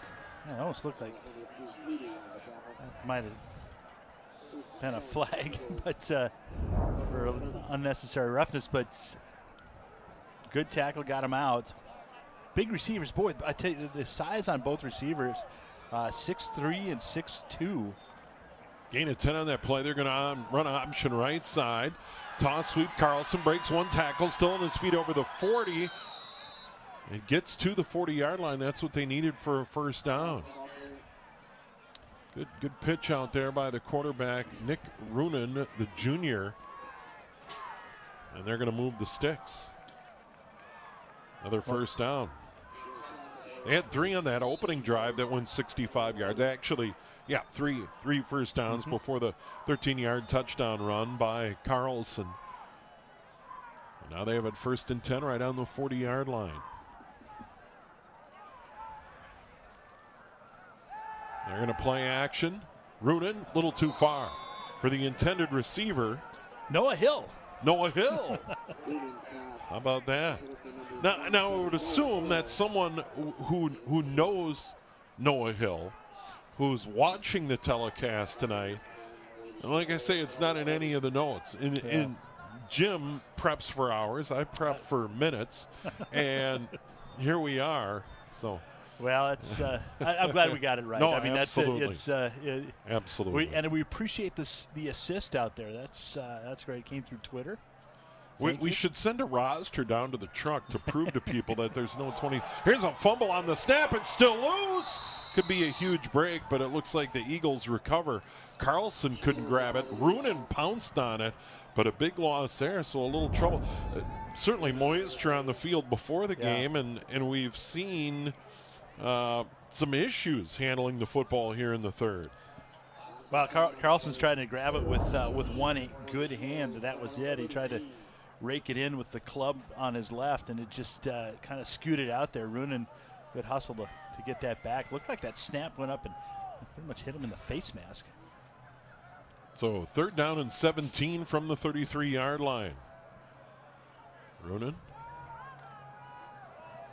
Little swing pass caught, but the Rebels defend beautifully. Short gain on the play. And I'll tell you what, great read by Ayasuk on that play. He was all over it, saw it set up, and now it's 4th down. Well, anything that they see, they're going to be punting. They're just, you don't want to give Champlin Park a short field when you just up by 7. 1:30 to go in the third. We're moving right along here in this Friday. Really proud of the accomplishments for the last how many years that you played football. A lot of times this will be the last home game for most of the seniors, and last time they put on the uniform in front of seniors. There'll be, of course, some that'll go on. And I was looking up. There's just there's quite a few Champlin Park football players playing collegiately. Very impressive. Jace Miller down at in Sioux Falls, former quarterback. A couple linebackers from last year at St. John's, I think.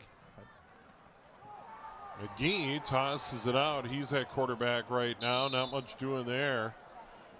And that looks like Robinson, the ball carrier. And it is Robinson, the ball carrier. And Ty McGee is in at quarterback. So they're trying to mix it up. He gains yards out to the 28, gain of 3. His 2nd down and 7 yards to go.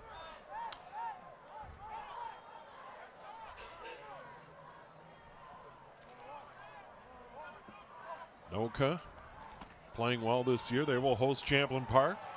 Good surge up the middle for the Rebels out to the 35-yard line. Running hard, running with authority there. is the senior Robinson, and he moves the sticks. That was a good run of 7 yards. They got exactly what they needed. Yeah, tough run. That was a physical run by the senior. 30 seconds to go in the quarter. Once again, Champlin Park at Anoka on Wednesday. You'll see it on QCTV. The annual Pumpkin Bowl game. The great Jim Erickson on the call. And the battle for the paddle. Here's Robinson again for a few. Out to the 38-yard line before he's wrapped up. And McGee will come over and get a play and trot back toward the huddle. And I like this approach by the Rebels. Try and restore some order, keep it simple, and that's the end of the quarter. But 1 quarter to go. They trail Totino-Grace 7-0. The fourth coming up. Rebels driving. Let's see if they can tie this one up here on QCTV and QCTV.org. 1 in 3 adults has pre-diabetes. That means it could be you, your favorite brother, your other brother, you, your football buddy, your football buddy, you, your plumber, Breathe right into your foot. your plumber's masseuse, Yes. you, your dog walker, your cat jogger. With early diagnosis, prediabetes can be reversed. Take the risk test at doihaveprediabetes.org. What do you think you're doing, Kevin? Was just gonna drive home. There are several warning signs present that you shouldn't be driving. Like hearing voices? Like your text-to-emoji ratio? Oh man, the selfies. Selfie. Nailed it. We all have warning signs that let us know that we're probably not okay to drive. Mine is pretending to be your subconscious. Craig, come on man, let's split a ride home. Julie was always a voracious reader. She carried 2 novels on an airplane because she'd read one on a 3-4 hour ride. And at some point, I began to notice that she would read a page and couldn't remember what she had just read, and she'd have to go back and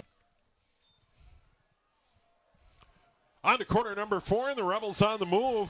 Here's McGee over midfield all the way down to the 44-yard line. So a good play to start the fourth, and the Rebels on the move. Yeah, that's the 3rd time we've seen McGee, fake the handoff and pull it down himself. Good hole there and good decision. And this is a drive. This started back at I believe like 29-yard line, and they're able to move the football right now. Just get those 3-4 yards. 18-yard gain, first down for the Rebels. Here's McGee.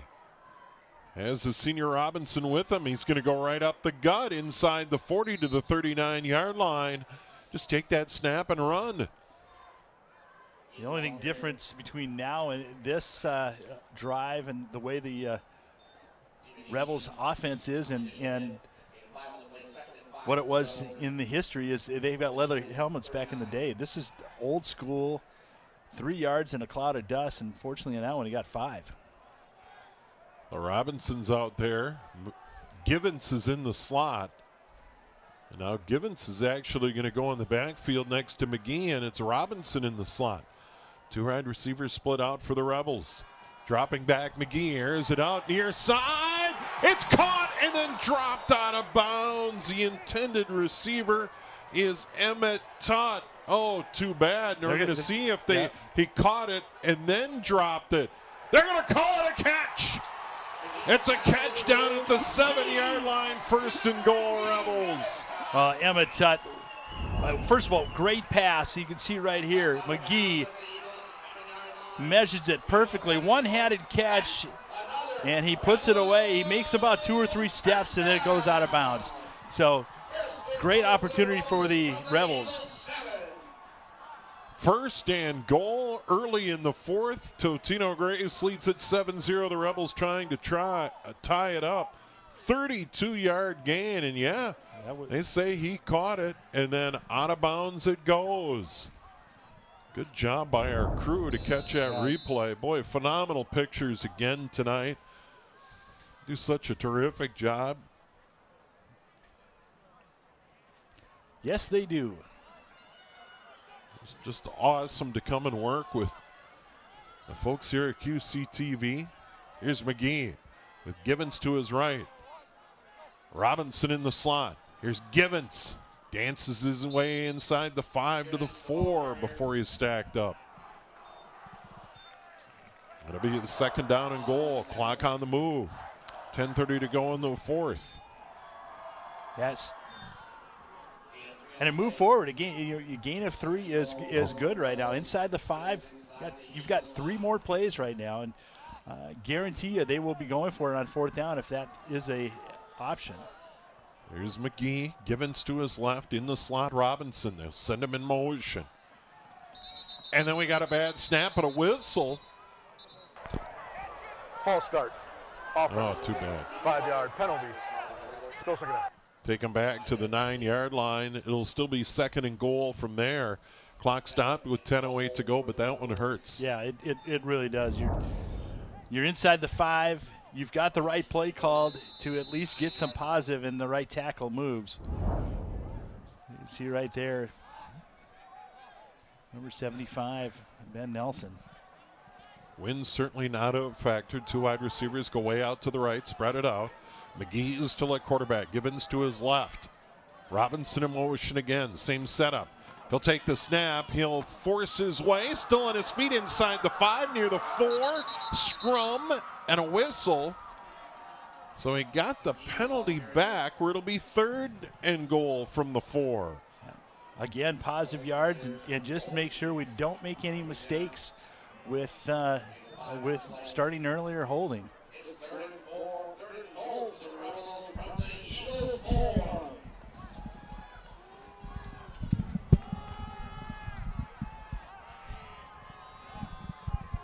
So here we go.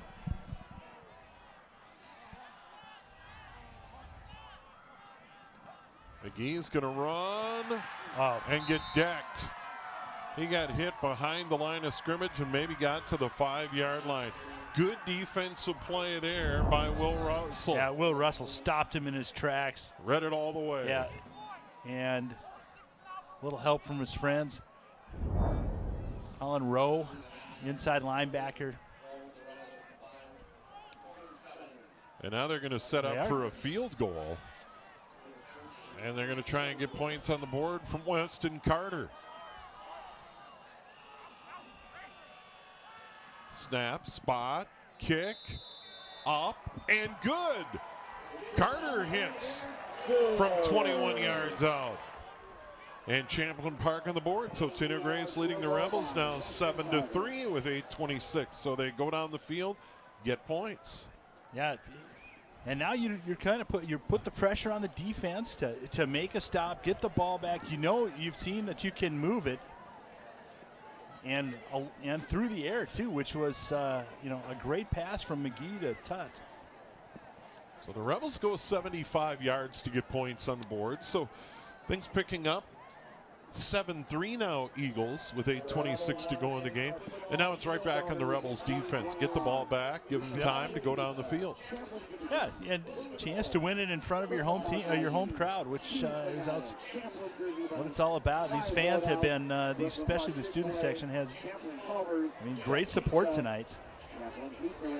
Yeah, and really a quick turnaround. I always felt like week 7 is such a big week because then it's boom, you got to go on Wednesday. So there's hardly any time to really look at any game film, and then you got to play that final game of the regular season going into MEA.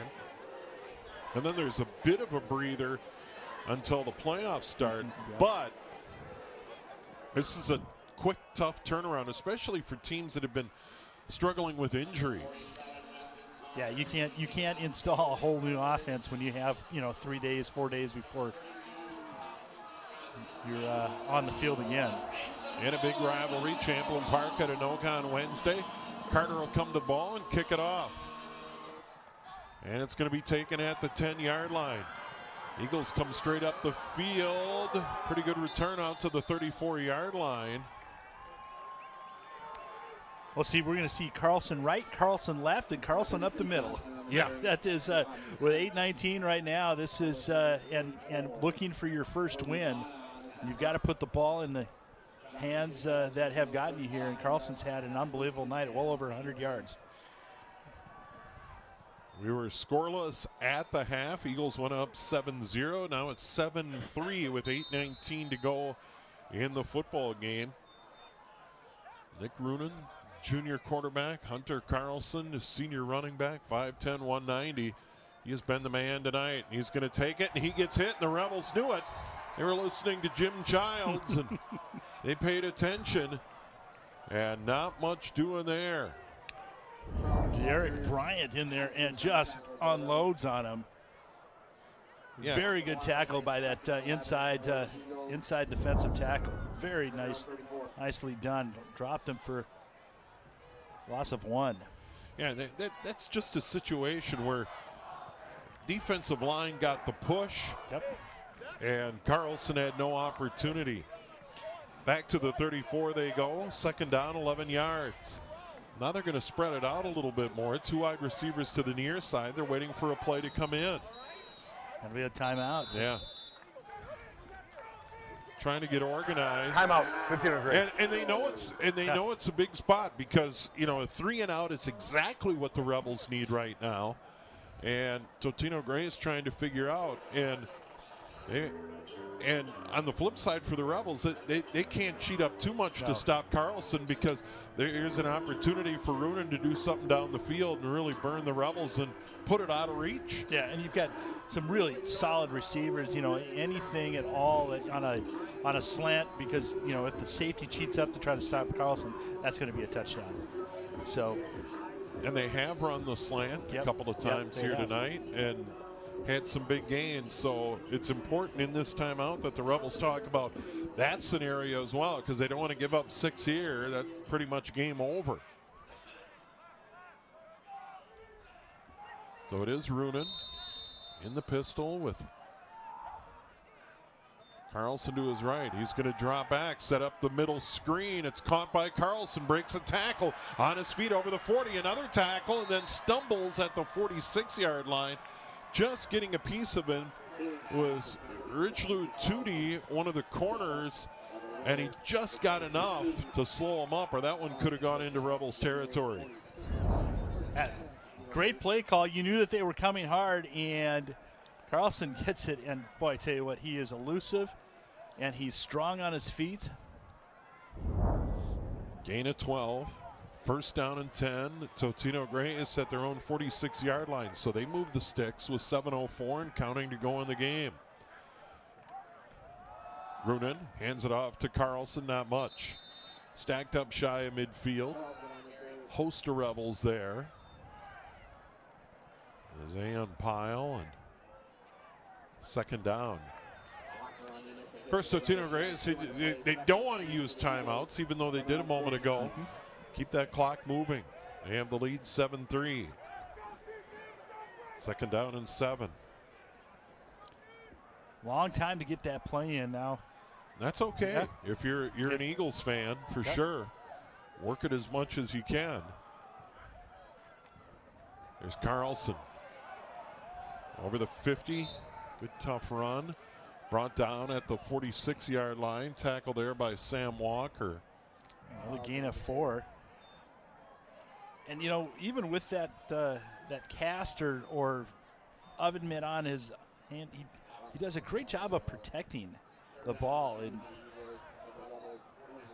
right now, you know, Rebels have to be going after that ball. So they're switching personnel. Play clock coming up on 10. 5:45 to go in the game. And now Roonan awaits the snap. Carlson standing to his left.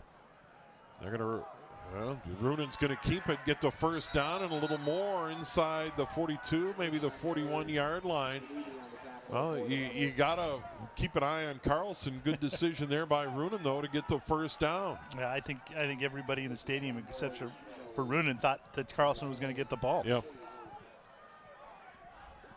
Roonan, the keeper. And the receiver, R.J. Spencer, to the near side. Good drive here by the Eagles, starting at their own 35-yard line. Roonan rolls left, throws left, caught, bobbled, and dropped. Mason Molitor had it in his hands, and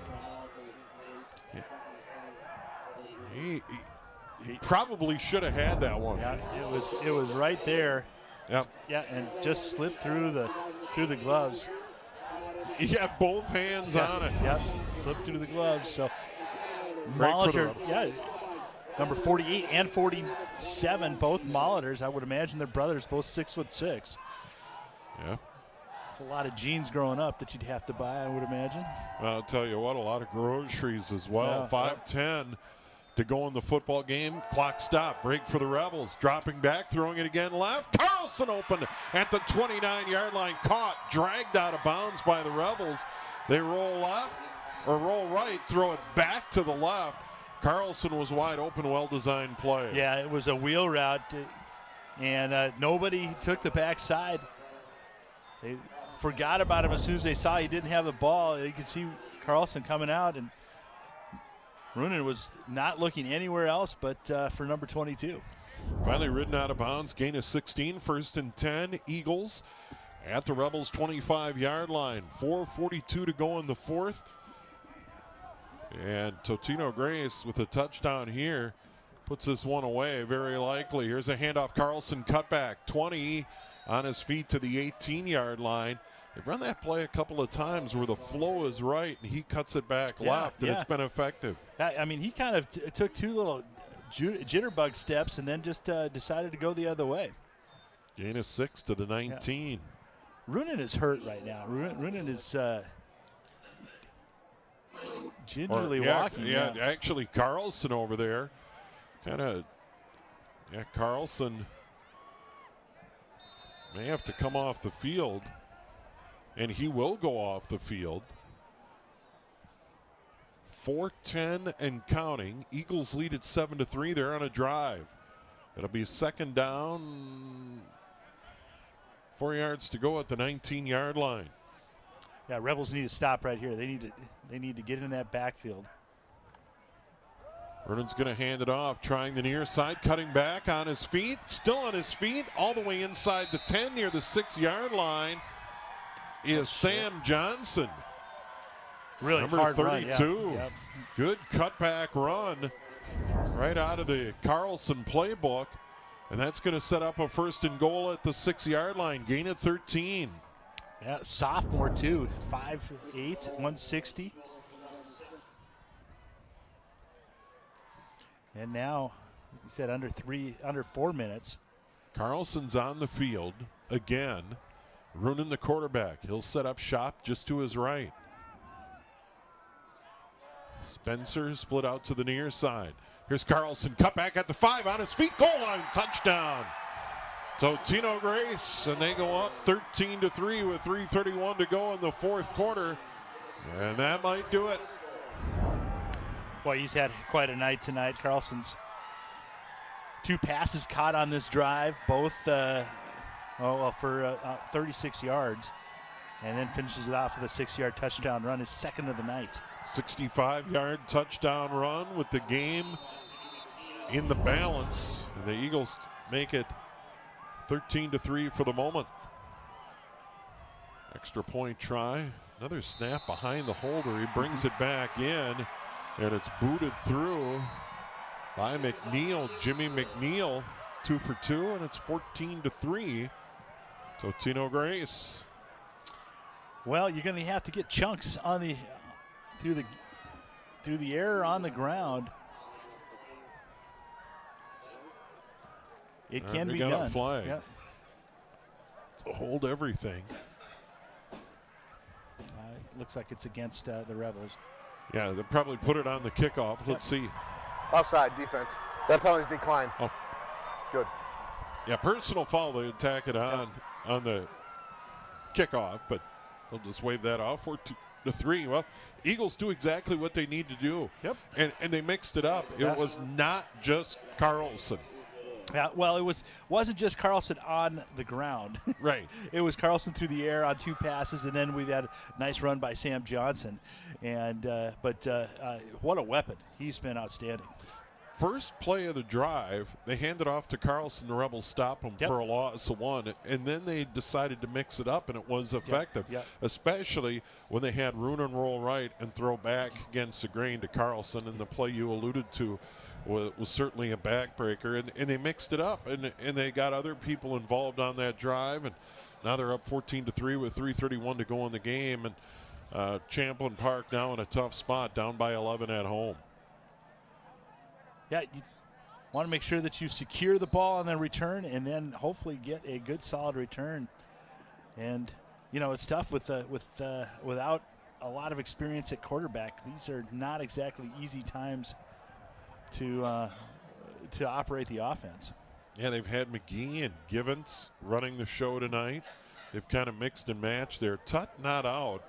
It's Arthur Russell on the return and Lorenzo Andrews on the near side. So Russell on the far side, Andrews on the near side, and they are going to kick it off. So Totino-Grace this year lost their opener to Mounds View, got blown out by Maple Grove, got hammered by Centennial, got doubled up by Wayzata, got shut out by Blaine. Had a tough week against Minnetonka a week ago, and now they're on the brink of getting win number 1 on the road here at Champlin Park.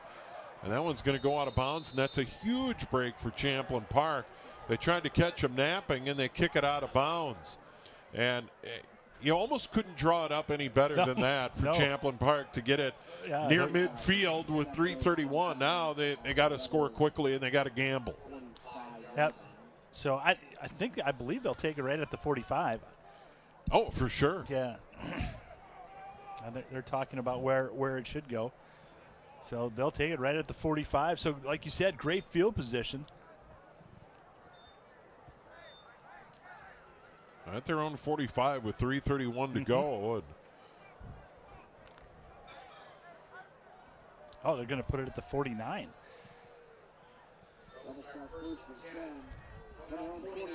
So 1st and 10 at their own 49-yard line. McGee at quarterback. Blows on the tackle, and it goes right through Stahl's hands and basically hits him right in the chest. 2nd down and 10. Clock stopped. 3:27 to go. Eagles lead it by 11. McGee all alone in the backfield. 4 yards deep, takes a snap, drops back. Sets it up, throws it down the sideline for Givens. Jump ball, and it's picked off this time by Shar. Shar's going to go far side and try and set up a return. And he'll run it out of bounds over by the Eagles bench near the 24-yard line, and that's going to do it. So Shar didn't miss that time. No, he was ready. The pass was underthrown, like you mentioned, and it will go for Darius Givens. Givens tried to come back for it, but Shar, playing center field, able to corral it and make a good run with it. There are 3 timeouts for the Rebels, so chance they can get the ball back as long as they can stop Carlson. And up 14-3 late in the game. We'll see who comes out here to run the offense. It will be Roonan. And it will be Carlson out there. Carlson's had quite a game. And you talked about him at the top. He was a key, and he certainly delivered. There's Carlson breaking tackles on his feet near the 39-yard line. By the way, Totino goes home, and they will take on White Bear Lake next Thursday night at 7 o'clock. A lot of the games Wednesday, some on Thursday. Yep. Timeout, Champlin Park. We did have a score earlier, 20-16. Anoka was up against Park High School. Yeah, and what a turnaround for Anoka. You know, we talked about it before we went on the air. Really a great story for the Tornadoes this year. And here's what they've got for Totino-Grace. White Bear Lake, as we mentioned, on Thursday night at home at 7 o'clock in Fridley, and then Champlin Park on Wednesday night at Anoka on QCTV. Jim Erickson will have the call. Pete Hayes, as you mentioned, from Goodrich. There's some volleyball, though, on Tuesday night. Andover will be hosting in section playoff action. and then the football game on Wednesday night, and then the big parade on the 30th. Great event. Yes, it is. It is. So the Pumpkin Bowl, I can't wait to see what they do with the field up there with the new turf and how they decorate it for, obviously, the Pumpkin Bowl and the battle for the paddle. But, yeah, the turnaround. I've done a couple of games with Anoka, and they have just an exciting offense. It is. They've got some great weapons on wide receiver. They've got a big running back, and they've got one of the state's best statistical quarterbacks. Yeah, Deutschman. Deutschman has been outstanding. Yeah, really a terrific turnaround for the Tornado program. After some lean years, Jim Paulson of the Star Tribune did a really nice story on the turnaround of Anoka football. So if you get a chance to check it out in the Star Tribune, I invite you to do that in advance of the game. And Jim and Pete will do Park, their second of the half. Rebels will take a timeout on third down here for the Eagles as they try and run out the clock with 2:58 to go, up 14-3. And then on to the section playoffs, and Anoka, Champlin Park, and Andover in the mix. And that's why Taylor Johnson makes the big bucks, deciding coverage plans as we get into the postseason. So, well, you've got a couple teams that'll go pretty deep. I think Anoka will have a chance to go pretty deep, and I think Andover for sure. Andover, absolutely. I think Andover's got a shot to play indoors. Don't want to jinx them, but I believe. I absolutely believe. I think they, Mankato West is a sensational program, and St. Thomas Academy will be solid. They always are. But I think it's Andover or Mankato West as your two top teams. Yeah, Chaska's got a very good program. 5A, very interesting. Very top-heavy. Runen throws it out. It's caught. It's caught out there by R.J. Spencer. Well, they're going to run the football. Why not air it out? And Spencer, a big catch over midfield all the way down to the Rebel 42-yard line, first down. That was a great back shoulder throw to R.J., and he just turned around, caught it, and went out of bounds. Look at this.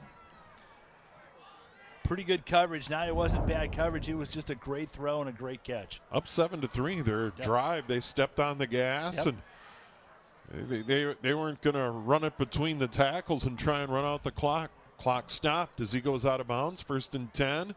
They'll hand it off. There's Carlson, nothing doing. He was stacked up almost immediately. I'm just, another timeout. I'm just really amazed at how well Carlson's able Timeout, Champlin Park, their final of the half. Secure that ball with that oven mitt. I mean, it's really difficult. It's got to be difficult to be able to hold that. He caught it with. I know he's got 3 catches tonight, and one was with that left hand. So final timeout for Champlin Park, 1 remaining for Totino-Grace, 2:47 to go in the game. And now for Champlin Park, quickly regroup and play that rivalry game against Anoka. And this is a big opportunity, and I think Nick Keenan and the coaches are going to tell the players when they get together tomorrow and say, hey, this is an arch rival. We have a chance to go up and spoil a big event for them at Goodrich Field, the Pumpkin Bowl, and all of that. So it'll be very interesting to see how things go. And then on the flip side for Anoka, on their way tonight and have a chance to finish a really strong regular season and set sail for the postseason with some expectations for the first time in years. Yeah.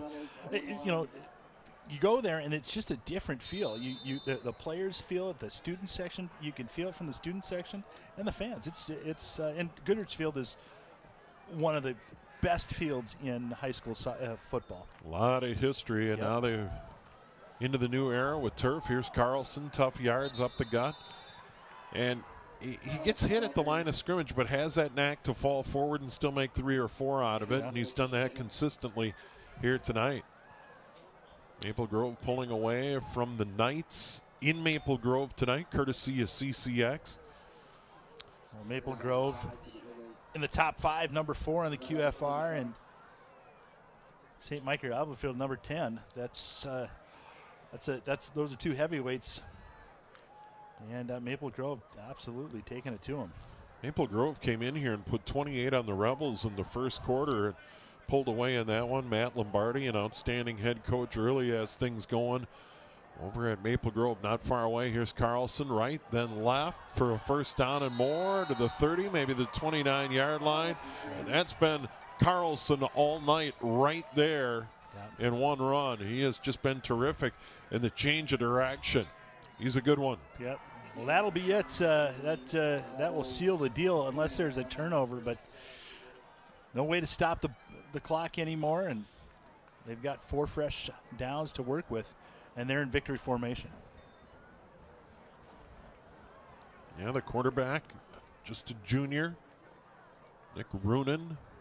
Carlson standing 7 yards behind the line of scrimmage. This is a safety almost. He'll take a knee. We'll have to do that a couple more times, and that'll be it. You know, when you look at the Rebels and you look at their how young they are, a lot of great game experience happening right now, which will bode well in the upcoming years.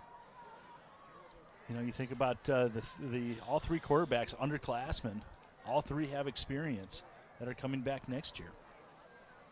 You know, depth on the defensive front. They've got quite a few underclassmen on the defensive side as well.